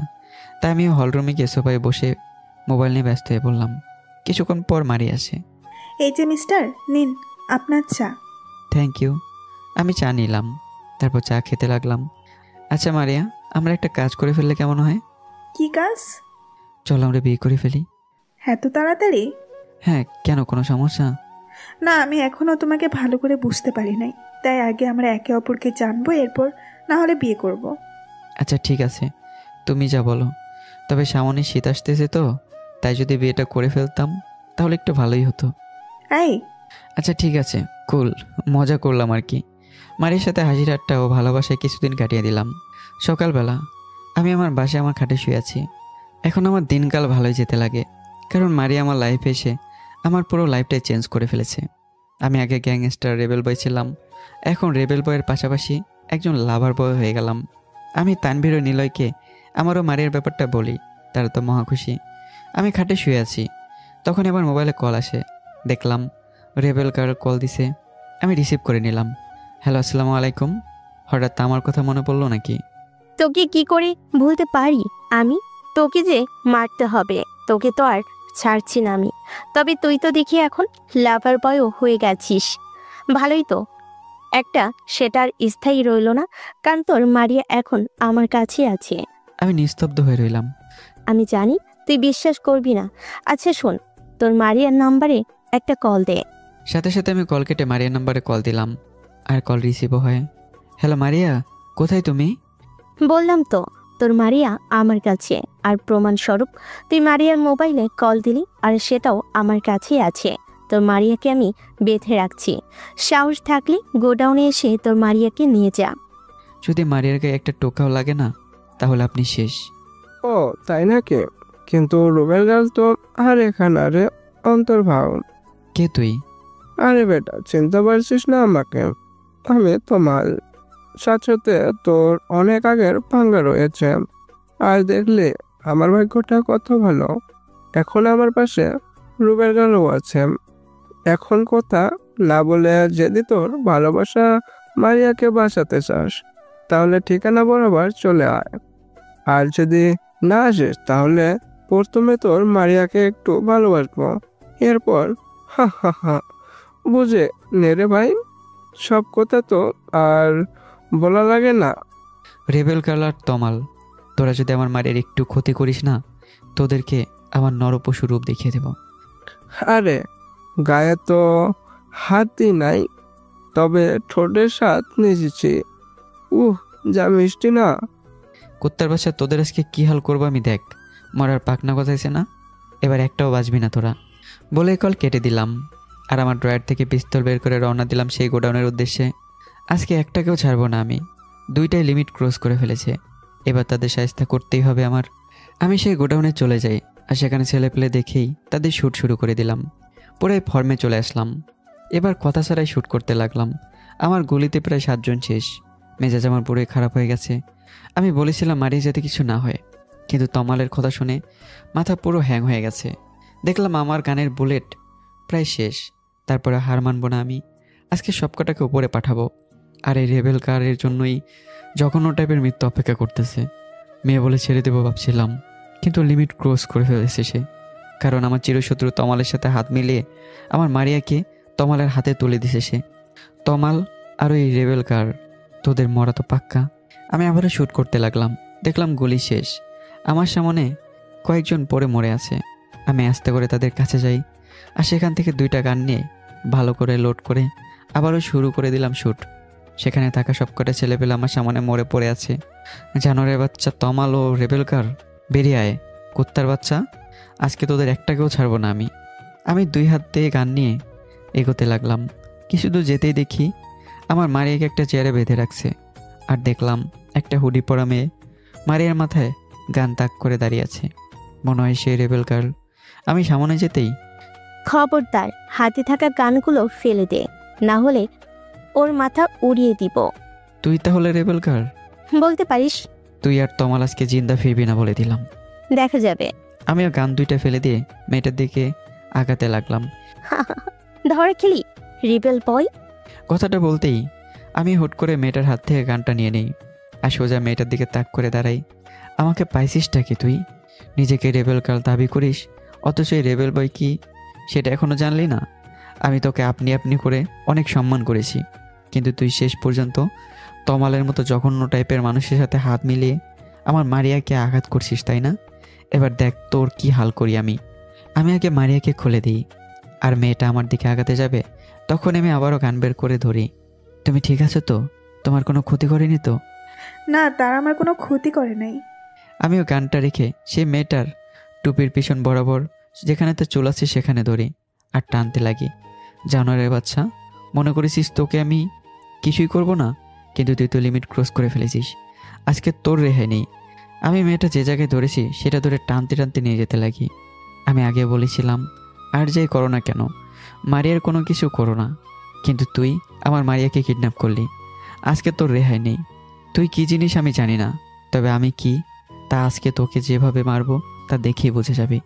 আমি মেয়েটাকে টানতে টানতে নিয়ে যেতে লাগলাম। ঠিক তখনই পেছন থেকে কেউ আমার পিঠে গুলি করে। একবার নয়, 2বার আমাকে গুলি করে। আমি কোনো মতে দাঁড়িয়ে আছি আর আস্তে আস্তে করে পিছনে ঘুরে দাঁড়াই। আর যা দেখলাম তা দেখে খুব বড় ধরনের শক খেয়ে গেলাম। কারণ আমাকে পেছন থেকে গুলি করে যে সে আর কেউ না, মারিয়া। আমি নিজেকে সামলে রাখতে পারলাম না, পড়ে গেলাম সেখানে। সিনথিয়া, সর এই জানোয়ারের থেকে। সাথে সাথে আমার পাশে থাকা মেয়েটা সরে যায় আর মারিয়া আমাকে জানোয়ার বলে গালি দেয়। আমি মাটিতে পড়ে আছি তা দেখে মারিয়া আমার কাছে আসে। এই জানোয়ার, তুই কি মনে করছিস আমি তোকে চিনি না? তুই মনে করছিস আমি তোকে ভালোবাসি? এই সবই আমার প্ল্যান ছিল, তোকে হাতের কাছে আনার। আর সেদিন তোকে রাস্তায় দেখে আমিও ইচ্ছে করে তোর সাথে লেগে যাই। আর তোর পরিচয় তো আমি অনেক আগে থেকেই জানি। তারপরেও তোর সাথে তোকে না চেনার নাটক করে তোর সাথে পিরিতি করেই যাই। কিন্তু তোকে যখন দেখতাম না মনে হতো তোকে সেখানেই শেষ করে। তুই মনে করছিস তোর মনে আমার জন্য ভালো লাগা কাজ করে, কিন্তু আমি তোর মনে আমার জন্য ভালোবাসার সৃষ্টি করি। আমার হাব ভাব দেখিয়ে মনে করছিস আমি কিছুই জানি না? তুই জানিস কয়েকদিন হলো আমরা একে অপরকে চিনি, কিন্তু তোকে আমি অনেক আগে থেকেই চিনি। কারণ তুই আমার থেকে আমার একমাত্র আশ্রয়, আমার থেকে কেড়ে নিয়েছিস। তুই আমার বাবাকে খুন করছিস। জানিস আমার এই পৃথিবীতে কেউই ছিল না একমাত্র বাবা ছাড়া, কিন্তু তুই আমার বাবার ছায়াটুকু আমার উপর থেকে কেড়ে নিছিস। তাই আমিও প্ল্যান করি তোকে মারার জন্য। তোকে আমি এমনিই মারতে পারতাম, কিন্তু এত নাটক কেন করছিস জানিস? কারণ প্রথমে তোর মন জয় করতে চাইছি, তারপর তোর ভালোবাসা হয়েই তোর জান নিব সেটা ভেবে রাখছিলাম। আর দেখ সেটাই হলো, তুইও না বুঝেই আমার মায়ায় পড়ে গেলি। কিন্তু তুই এটাই জানতে পারলি না তুই তোর শত্রুকে বাঁচাচ্ছিস আর তার জন্য পাগল হয়ে গেছিস, অথচ সেই তোকে মারার জন্য চেষ্টা করেই যাচ্ছে। তুই নিজেকে রেবেল বয় বলিস না? আর দেখ আজ এই রেবেল বয়কে মারিয়া উর্ফে রেবেল গালের হাতে মরতে হলো। বলছিলাম না তোকে আমি ছাড়বো না? আমি আমার প্রতিশোধ নিয়ে নিলাম। তোকে মারার জন্য আমি তমালের সাথেও হাত মিলিয়ে নিই, আর সেই আমাকে তোর ব্যাপারে অনেক ডিটেলস দেয়। তোকে এখানে আমি এভাবে ছেড়ে যাব? আজ আমার মন কামনা পূর্ণ হলো। তুই অন্যদের ভয়াবহ মৃত্যু দিস না, আর আজ আমি তোকে যন্ত্রণায় ছটফট করতে করতে মরতে দিচ্ছি। তার আগে এই নে জানোয়ারের বাচ্চা। মারিয়া আবার আমার পেটে গুলি করে। এবার তুই পড়ে থাক আর এখানে পড়ে মর। আজ আমার প্রতিশোধ নিয়ে নিলাম। তুই সকলকে মৃত্যু দিস না, আর আজ তোর ভালোবাসা হয়ে সেই ভালোবাসার সুযোগ নিয়ে তোকে মেরে দিলাম। জানোয়ারের বাচ্চা মর তুই। চল সিনথিয়া, এই জানোয়ারটাকে এখানেই পড়ে মরতে দে। আমাকে ফেলে রেখে মারিয়াও সেই মেয়েটা চলে যেতে লাগে। আজ পর্যন্ত আমি কোনো নির্দোষ মানুষকে মারিনি, সবসময় অন্যদের ভালো চেয়ে আসতাম। আর আজ আমাকে সেই ভালো চেয়ে আসার প্রতিদান দিতে হলো। আমি জানিও না যে মারিয়ার বাবা কে। হঠাৎই তমাল বেরিয়ে আসে আর আমার কাছে এসে আসতে লাগে। কি রে, কি অবস্থা তোর? কেমন লাগতেছে? বলছিলাম না আমার পথে কাটা হয়ে আসিস না, না হলে জানে বাঁচবি না। কিন্তু তুই তো আমার পিছু হাত ধুয়ে লেগে আছিস। আর আজ দেখ তোর ভালোবাসার হাতের তোরে মারলাম। আর মারিয়া একটা কথা বলছিল, খেয়াল করছিস? সে বলছে তোর থেকে তার বাবার মৃত্যুর প্রতিশোধ নিচ্ছে। কিন্তু মজার ব্যাপারটা হলো তুই তো আর তার বাবাকে মারিস না, সেটা তো আমি ভালো করেই জানি।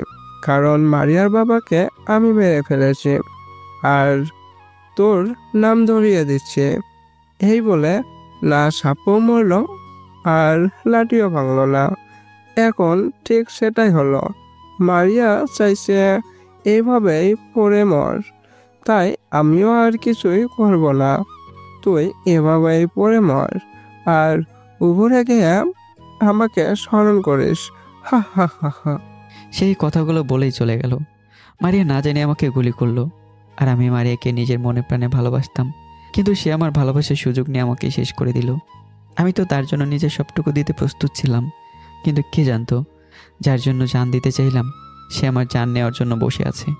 আরে ভালোবাসা, যার জন্য এত কষ্ট করলাম, যাকে আগলে রাখার চিন্তায় ছিলাম, আর সে আজ আমাকে একটা মিথ্যা অপরাধের প্রতিশোধ নিল। মারিয়া, যেটা আমি করিনি। আমার চোখ আস্তে আস্তে বন্ধ হয়ে আসে। হয়তো এখানেই আমার সমাপ্তি, হয়তো মারিয়া আমাকে ভালোবাসতো না, কিন্তু আমি তাকে মনে প্রাণে ভালোবাসতাম। সমস্যা নেই, আমার মরণ না হয় ভালোবাসার জন্যই হলো। এই ছিল ঘটে যাওয়া ঘটনাগুলো। এবার বর্তমান। তাহলে তুই বাঁচলি কি করে? তাহলে শোন, সেদিন সেখানে একটা লোক কী জন্য যেন আসে আর আমাকে পড়ে থাকতে দেখে, আর আমার নিঃশ্বাস চলতেছিল, তাই লোকটা আমাকে দ্রুত হসপিটালে নিয়ে যায়। আমার অনেক রক্ত ঝরে যায়, কিন্তু সেই লোকটা রক্ত জোগাড় করে আমাকে বাঁচায়। আমি যখন চোখ খুলি তখন নিজেকে হসপিটালে আবিষ্কার করি, আর সেই লোকটা আমার পাশে বসা ছিল। লোকটাকে জিজ্ঞাসা করলাম আমি হসপিটালে আসলাম কীভাবে। তখন লোকটা আমাকে সব খুলে বলে। ও আমার অপারেশন করে শরীর থেকে বুলেট বের করে, আর তিনিই সেই অপারেশনটা করে, কারণ তিনি একজন ডক্টর ছিল। আমাকে জিজ্ঞাসা করে কে বা কার আমাকে গুলি করে, কিন্তু দোস্ত সত্যিটা তো বলতে পারবো না, তাই একটা মিথ্যা কথাই বলে দিই। আমি সেখানে একটু ঘুরে ঘুরে দেখছিলাম, তখনই আমি একটা খুনাখুনি করা দেখে ফেলি, আর পালাতে গেলে তারা আমাকে গুলি করে।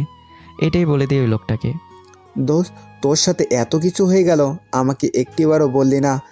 তুই তো আমাকে বলেছিলি যা সেই রিবেল গ্রিল সম্পর্কে ডিটেলস বের করে, কিন্তু ভিতরে ভিতরে এত লুকিয়ে রাখছিস আমার থেকে। এটা কিন্তু তুই ঠিক করলি না অন্তর।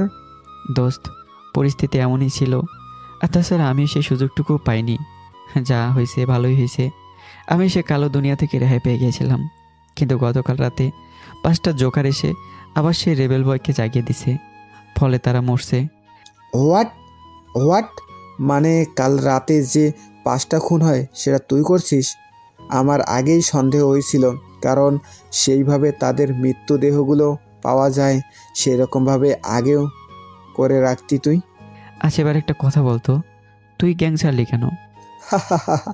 সেখানে আমার কলিজার বন্ধুটা আর নেই, কাকে নিয়েই বা থাকবো, তাই আমিও নিলয়কে সব বুঝিয়ে দিয়ে আমিও গ্যাং ছেড়ে দিই, কারণ তুই ছাড়া না সব পানসা পানসা লাগে। আর দেখ, ভাগ্য জোরে আবার 2 হারামি একত্রে হয়ে গেলাম। তবে দোস্ত, আমি সে কালো দুনিয়ায় নিজেকে জড়াতে চাই না। আল্লাহ আমাকে একটা সাধারণ জীবনযাপনের সুযোগ দিছে, আর আমি সেটা হাতছাড়া করতে চাই না। আচ্ছা, তুই এখন থাকিস কই? যে ডক্টর আমাকে বাঁচায় আমি তাদের বাসায় থাকি, এবং এই চাকরিটাও সে ডাক্তারই আমাকে নিয়ে দেয়। তবে আমি ওনাকে চাচ্ছু বলি। যাক, শুনে খুশি হলাম। দোস্ত, 2:30 বাজে, চল না একসাথে লাঞ্চ করে নিই। আচ্ছা, তবে আগে আন্টিকে কল করে জানিয়ে দিই, নাহলে চিন্তা করবে। আচ্ছা কর। আমি আন্টিকে কল দিয়ে জানিয়ে দিলাম আমি এক কলিগের সাথে বাইরে আছি, আর আসতে রাত হবে। প্রায় 3 মাস পর আমি আর তানভীর আবার একত্রে হলাম। এর আগ পর্যন্ত সে জানতো আমি মৃত, কিন্তু ভাগ্যের খেলায় আবার একত্র হয়ে গেলাম। আমরা একটা রেস্টুরেন্টে গেলাম, আর সেখানে লাঞ্চ করতে লাগলাম। দোস্ত, তুই কি আজও মারিয়াকে ভালোবাসিস? তানভীরের কথাটা শুনে খাওয়া বন্ধ হয়ে গেল। না, আগে অবুঝের মতো ভালোবাসতাম, কিন্তু তার পরিমাণ ভালোই পেলাম। তার জন্য আমার মনে আর কোনো অনুভূতি নেই। তারপর আমরা আবারও খেতে লাগলাম। তবে তানভীরের মুখে মারিয়ার নামটা শুনে মনটা একটু কোমল হয়ে গেল। জানি না সে কেমন আছে, কি করছে, ভালো আছে কিনা। মনের মধ্যে এইসব জানার কৌতূহল কাজ করতে লাগলো। খাওয়া দাওয়া শেষ করে বিকাল পর্যন্ত 2 বন্ধু একত্রে সময় কাটাই। সন্ধ্যায়, আচ্ছা দোস্ত, আমাকে বাসায় যাওয়া লাগবে, আর এমনি ঠান্ডা লাগতেছে। ঠিক আছে, তবে কাল ফ্রি আছিস? হ্যাঁ আছি। আর বুঝছি কেন বলছিস কথাটা। ঠিক আছে, আগে আমাকে তোর বাসা দেখা আর তোর মোবাইল নাম্বারটা দে। আগেরটা তো শেষ মনে হয়। আগের মানুষটাই নেই, তার নাম্বারই বা থাকবে কেন? আর শোন, ভুলেও যাতে কেউ না জানতে পারে যে আমি জীবিত আছি। আচ্ছা ঠিক আছে। তারপর আমি তানবীরকে নাম্বারটা দিলাম, আর আমার বাসা পর্যন্ত এসে সে বাসা দেখে চলে যায়, আর আমিও বাসায় প্রবেশ করি। কিরে ভাইয়া, আজকে তো বৃহস্পতিবার, তাহলে কইছিলি তুই? আরে আমি আন্টিকে কল করে বলে দিছি তো। লামিয়া, তোর ভাই মাত্র এসেছে, একটু ফ্রেশ হয়ে আসতে দে। অন্তর, বাবা তুই যা, ফ্রেশ হয়ে আয়। আচ্ছা আন্টি। আমি রুমে চলে যাই। ফ্রেশ হয়ে একটা হুডি আছে সেটা পরে নিলাম, আর হল রুমে গেলাম। অন্তর, তোর কোন কলিগকে আবার লুট করছিস তুই? আন্টি, কলিগ বললে ভুল হবে, সে আমার অনেক পুরাতন বন্ধু। তবে সে অনেক আগে হারিয়ে গিয়েছিল, তবে আজকে পেলাম তাকে। তারপর আমাকে আর লামিয়াকে নাস্তা দিল। আমরা দুজনেই নাস্তা করে নিলাম, আর নাস্তা শেষ করেই আমার রুমে চলে গেলাম। ভাইয়া কি করিস? কেন রে? আরে এমনি। তারপর কিছুক্ষণ লামিয়ার সাথে গল্প করলাম। গল্প শেষ করে ল্যাপটপ বের করে কাজ করতে লাগলাম, আর কাজ শেষ করে ডিনার করে কিছুক্ষণ মোবাইল নিয়ে মজা করে দিলাম ঘুম। রাতের বেলা আমার কল আসে, আমি না দেখে রিসিভ করি, এটা আমার অভ্যাস। হ্যালো, আসসালামু আলাইকুম, কে বলছেন? শালা, আমি তানভীর। কি রে ভাই, কই তুই? আমি আসতেছি কিন্তু। শালা ঠান্ডা লাগে রে, এখন না, 11টায় আয়। চুপ শালা, আমি আসতেছি, রেডি হ। আমি আবার কি করব, তাই উঠে গেলাম। শরীর কাঁপতে লাগে আর শালার ইচ্ছে মতো গালি দিলাম। সকাল সকাল ঠান্ডা লাগার মধ্যে আমাকে ঘুমের থেকে উঠাইছে। আমি কাঁপতে কাঁপতে বাথরুমে গেলাম। ও মাগো, এগুলো পানি নাকি বরফের চাক। শালা তানভীর, আল্লাহ তোরে বরফের টাঙ্কিতে ডুবে মারুক। কোনো মতো ফ্রেশ হয়ে রেডি হয়ে নিলাম আর দেখলাম আন্টি চাচ্চো লামিয়ে ঘুমাচ্ছে। আমি আস্তে করে লামিয়াকে ডাক দিলাম। খিরে, তোর সকাল সকাল আমাকে ডাকলি কেন? দরজা লাগা, আমি বাইরে যাচ্ছি।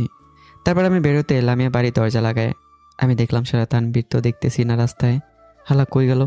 হঠাৎই পেছন থেকে হাত দেয়, পেছনে ঘুরলাম আর থ হয়ে গেলাম। তুই? ভাই, আমার সামনে একটা ছেলে দাঁড়িয়ে আছে, সেটার কেউ না, নিলয়। নিলয় আমাকে সাথে সাথে জাপটে ধরে। আমি জানতাম ভাই, মারিয়া ভাবি ভুল বলেছে। আমি জানতাম আমার ভাই মরে নাই। নিলয়, তুই তুই এখানে কি করিস? বিশ্বাস করেন ভাই, আপনার মৃত্যুর খবর শুনে আমি অবাক হয়ে গেলাম। আমার ভাই কেমনে মরতে পারে? মারিয়া ভাবি আমাকে মিথ্যা বলেছে। 3টা মাস ভাই, 3টা মাস ধরে আপনার খোঁজ করতে লাগি। পরে ঢাকায় আমাদের কিছু ছেলে পেলে আছে, তাদের নাকি এখানকার কোন লোকাল গ্যাং এর পোলাপাইন মারছে। আমিও তাদের সেই পোলাপাইনের ছবি দিতে বলি, তারাও আমাকে ছবি পাঠায়, কিন্তু সেই ছবিতে পোলাপাইনগুলোর পিছনে আপনাকে দেখলাম। বিশ্বাস করেন ভাই, আমি আপনাকে দেখে কি না খুশি হয়েছি। পরে তাদের থেকে খোঁজ খবর নিয়ে আপনার ঠিকানা বের করলাম, আর আজও এখানে এসেই আমি আপনার বাড়ির দিকে আগানোর আগেই আপনাকে বাইরে পেয়ে গেলাম ভাই। ভাই, আমাদের সাথে এমনটা করতে পারলেন ভাই? আমি কতই না খোঁজ করছি আপনার। আর আমার কথা বাদ দেন, মারিয়া ভাবিও আপনার জন্য অনেক কান্নাকাটি করেছে। আমি যে বেঁচে আছি সেটার কাউকে বলছিস বা কেউ জানে? না ভাই, কাউকে বলি নাই। তবে আপনি দাঁড়ান, আমি এখনই মারিয়া ভাবিকে কল দিচ্ছি। বলেই নিলয়ে হাতে ফোন নেয় আর আমি সে ফোনটা কেড়ে নিলাম। খবরদার, কাউকে বলা লাগবে না আমার কথা। কেন ভাই, কি হয়েছে? আমি যেটা বলছি সেটা শোন। কিছুক্ষণ পরে তানভীর আসে আর সেও নিলয়কে দেখে তো। নিলয়, তুই এখানে? ভাই, আমি বলছিলাম না আমাদের অন্তর ভাই জীবিত আছে, এই যে দেখেন। তার আগে বল, তুই এখানে কেন? তারপর নিলয় আমাকে যা বলে তানভীরকেও সেটাই বলে। ভালো করছিস। আর শোন, ভুলে অন্তরের জীবিত থাকার কথা কাউকে বলবি না। ভাই, ভাই জীবিত আছে, এটা তো খুশির খবর। তাহলে কেন এই কথাটা লুকাতে চাচ্ছেন? আর ভাবিও তো ভাইয়ের কথা শুনে অনেক খুশি হবে। যেটা বলছিস সেটা শুনবি, না হলে কিন্তু। আচ্ছা ভাই, কাউকে কথাটা বলবো না, কিন্তু অন্তত ভাবিকে তো বলি ভাইয়ের কথা। সেটাই তো সমস্যা রে নিলয়, বোঝার চেষ্টা কর। কি হয়েছে ভাই, আপনি আমার থেকে কি লুকাচ্ছেন? ভাই, আমি কিন্তু আপনার ছোট ভাই, আমাকে বলেন না ভাই। ঠিক আছে, তাহলে শোন। তারপর নিলয়কে মারিয়ার ব্যাপারে বললাম, যা মারিয়ার সাথে আমার হয়েছে। খোদার কসম ভাই, এই মাইয়াটারে আমি আর ছাড়ুম না। এই মাইয়াটারে উপরে পাঠাইয়া ছাড়বো। আমি আরও ভাবি বলে সম্মান করলাম, আর এই কিনা এমন করলো। ভাই, আমি এরে শেষ করেই ছাড়বো। জানি লয়, দরকার নেই, তুই কিছুই করিস না। যা হওয়ার হয়ে গেছে, আর আমি কোনো ঝামেলা চাই না, আর সেই দুনিয়ার দিকে যেতেও চাচ্ছি না। আমি আগে সব কিছুই ভুলে গেছি। ভাই, মেয়েটা আপনাকে মারতে চাইছে, তবে চাইছে মানে অলরেডি প্রায় মেরেই তো ফেলেছে। তারপরেও হ্যাঁ, আমি সেটা ভুলে গেছি নিলয়। সো আমি আর সেটা নিয়ে থাকতে চাচ্ছি না।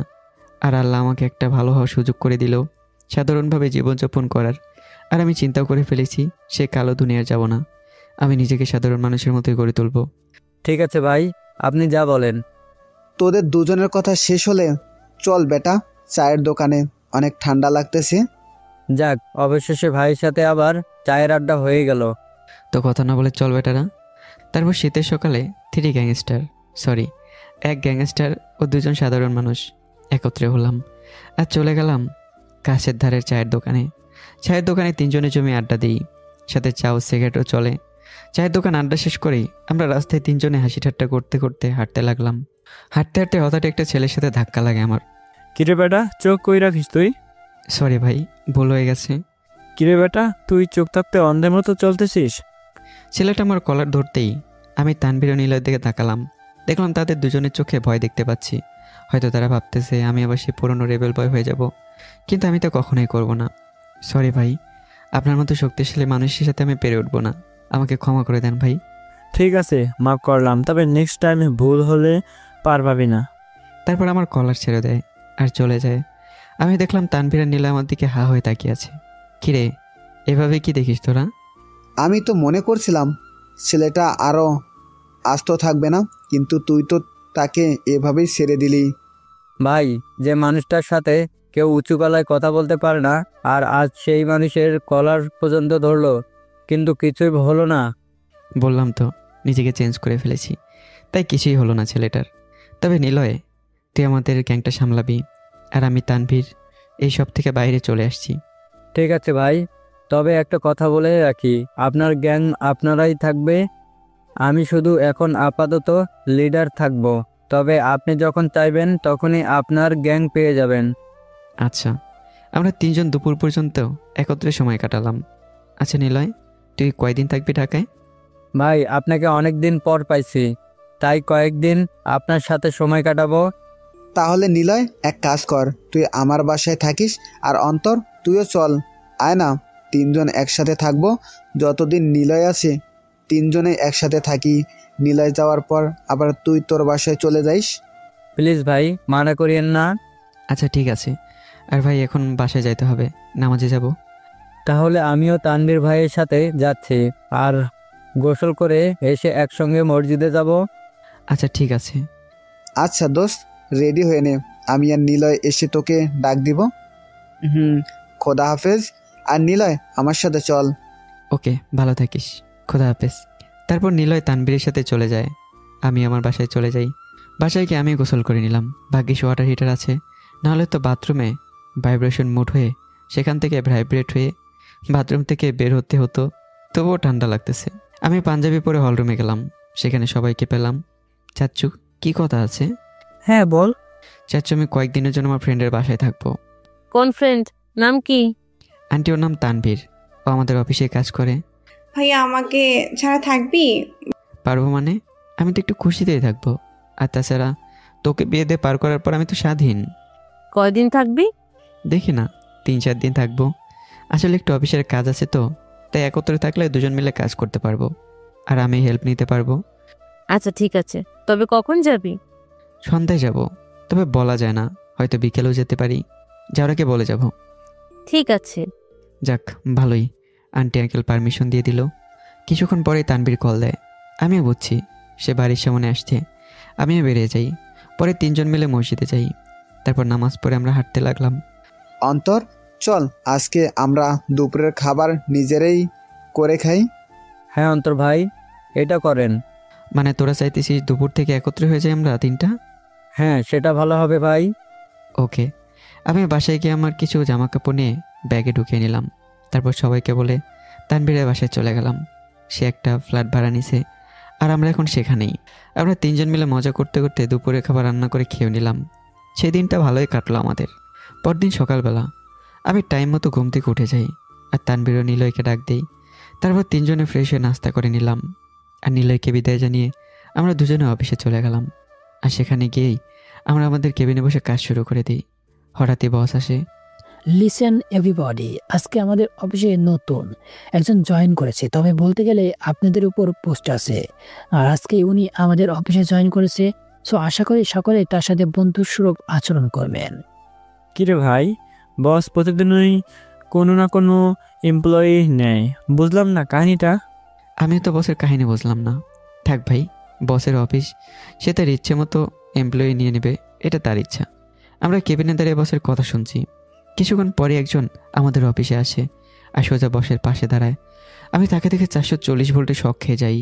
আমি তো শক খেয়ে দাঁড়িয়ে আছি, আর সেটা কেউ খেয়াল করেনি। দেখলাম তানভীর হাততালি দিচ্ছে সকলের সাথে, কিন্তু তানভীর হয়তো বোঝেনি এটা সেই সিনথিয়া যেটা মারিয়ার সাথে সেই দিন ছিল, যেদিন মারি আমাকে গুলি করেছিল।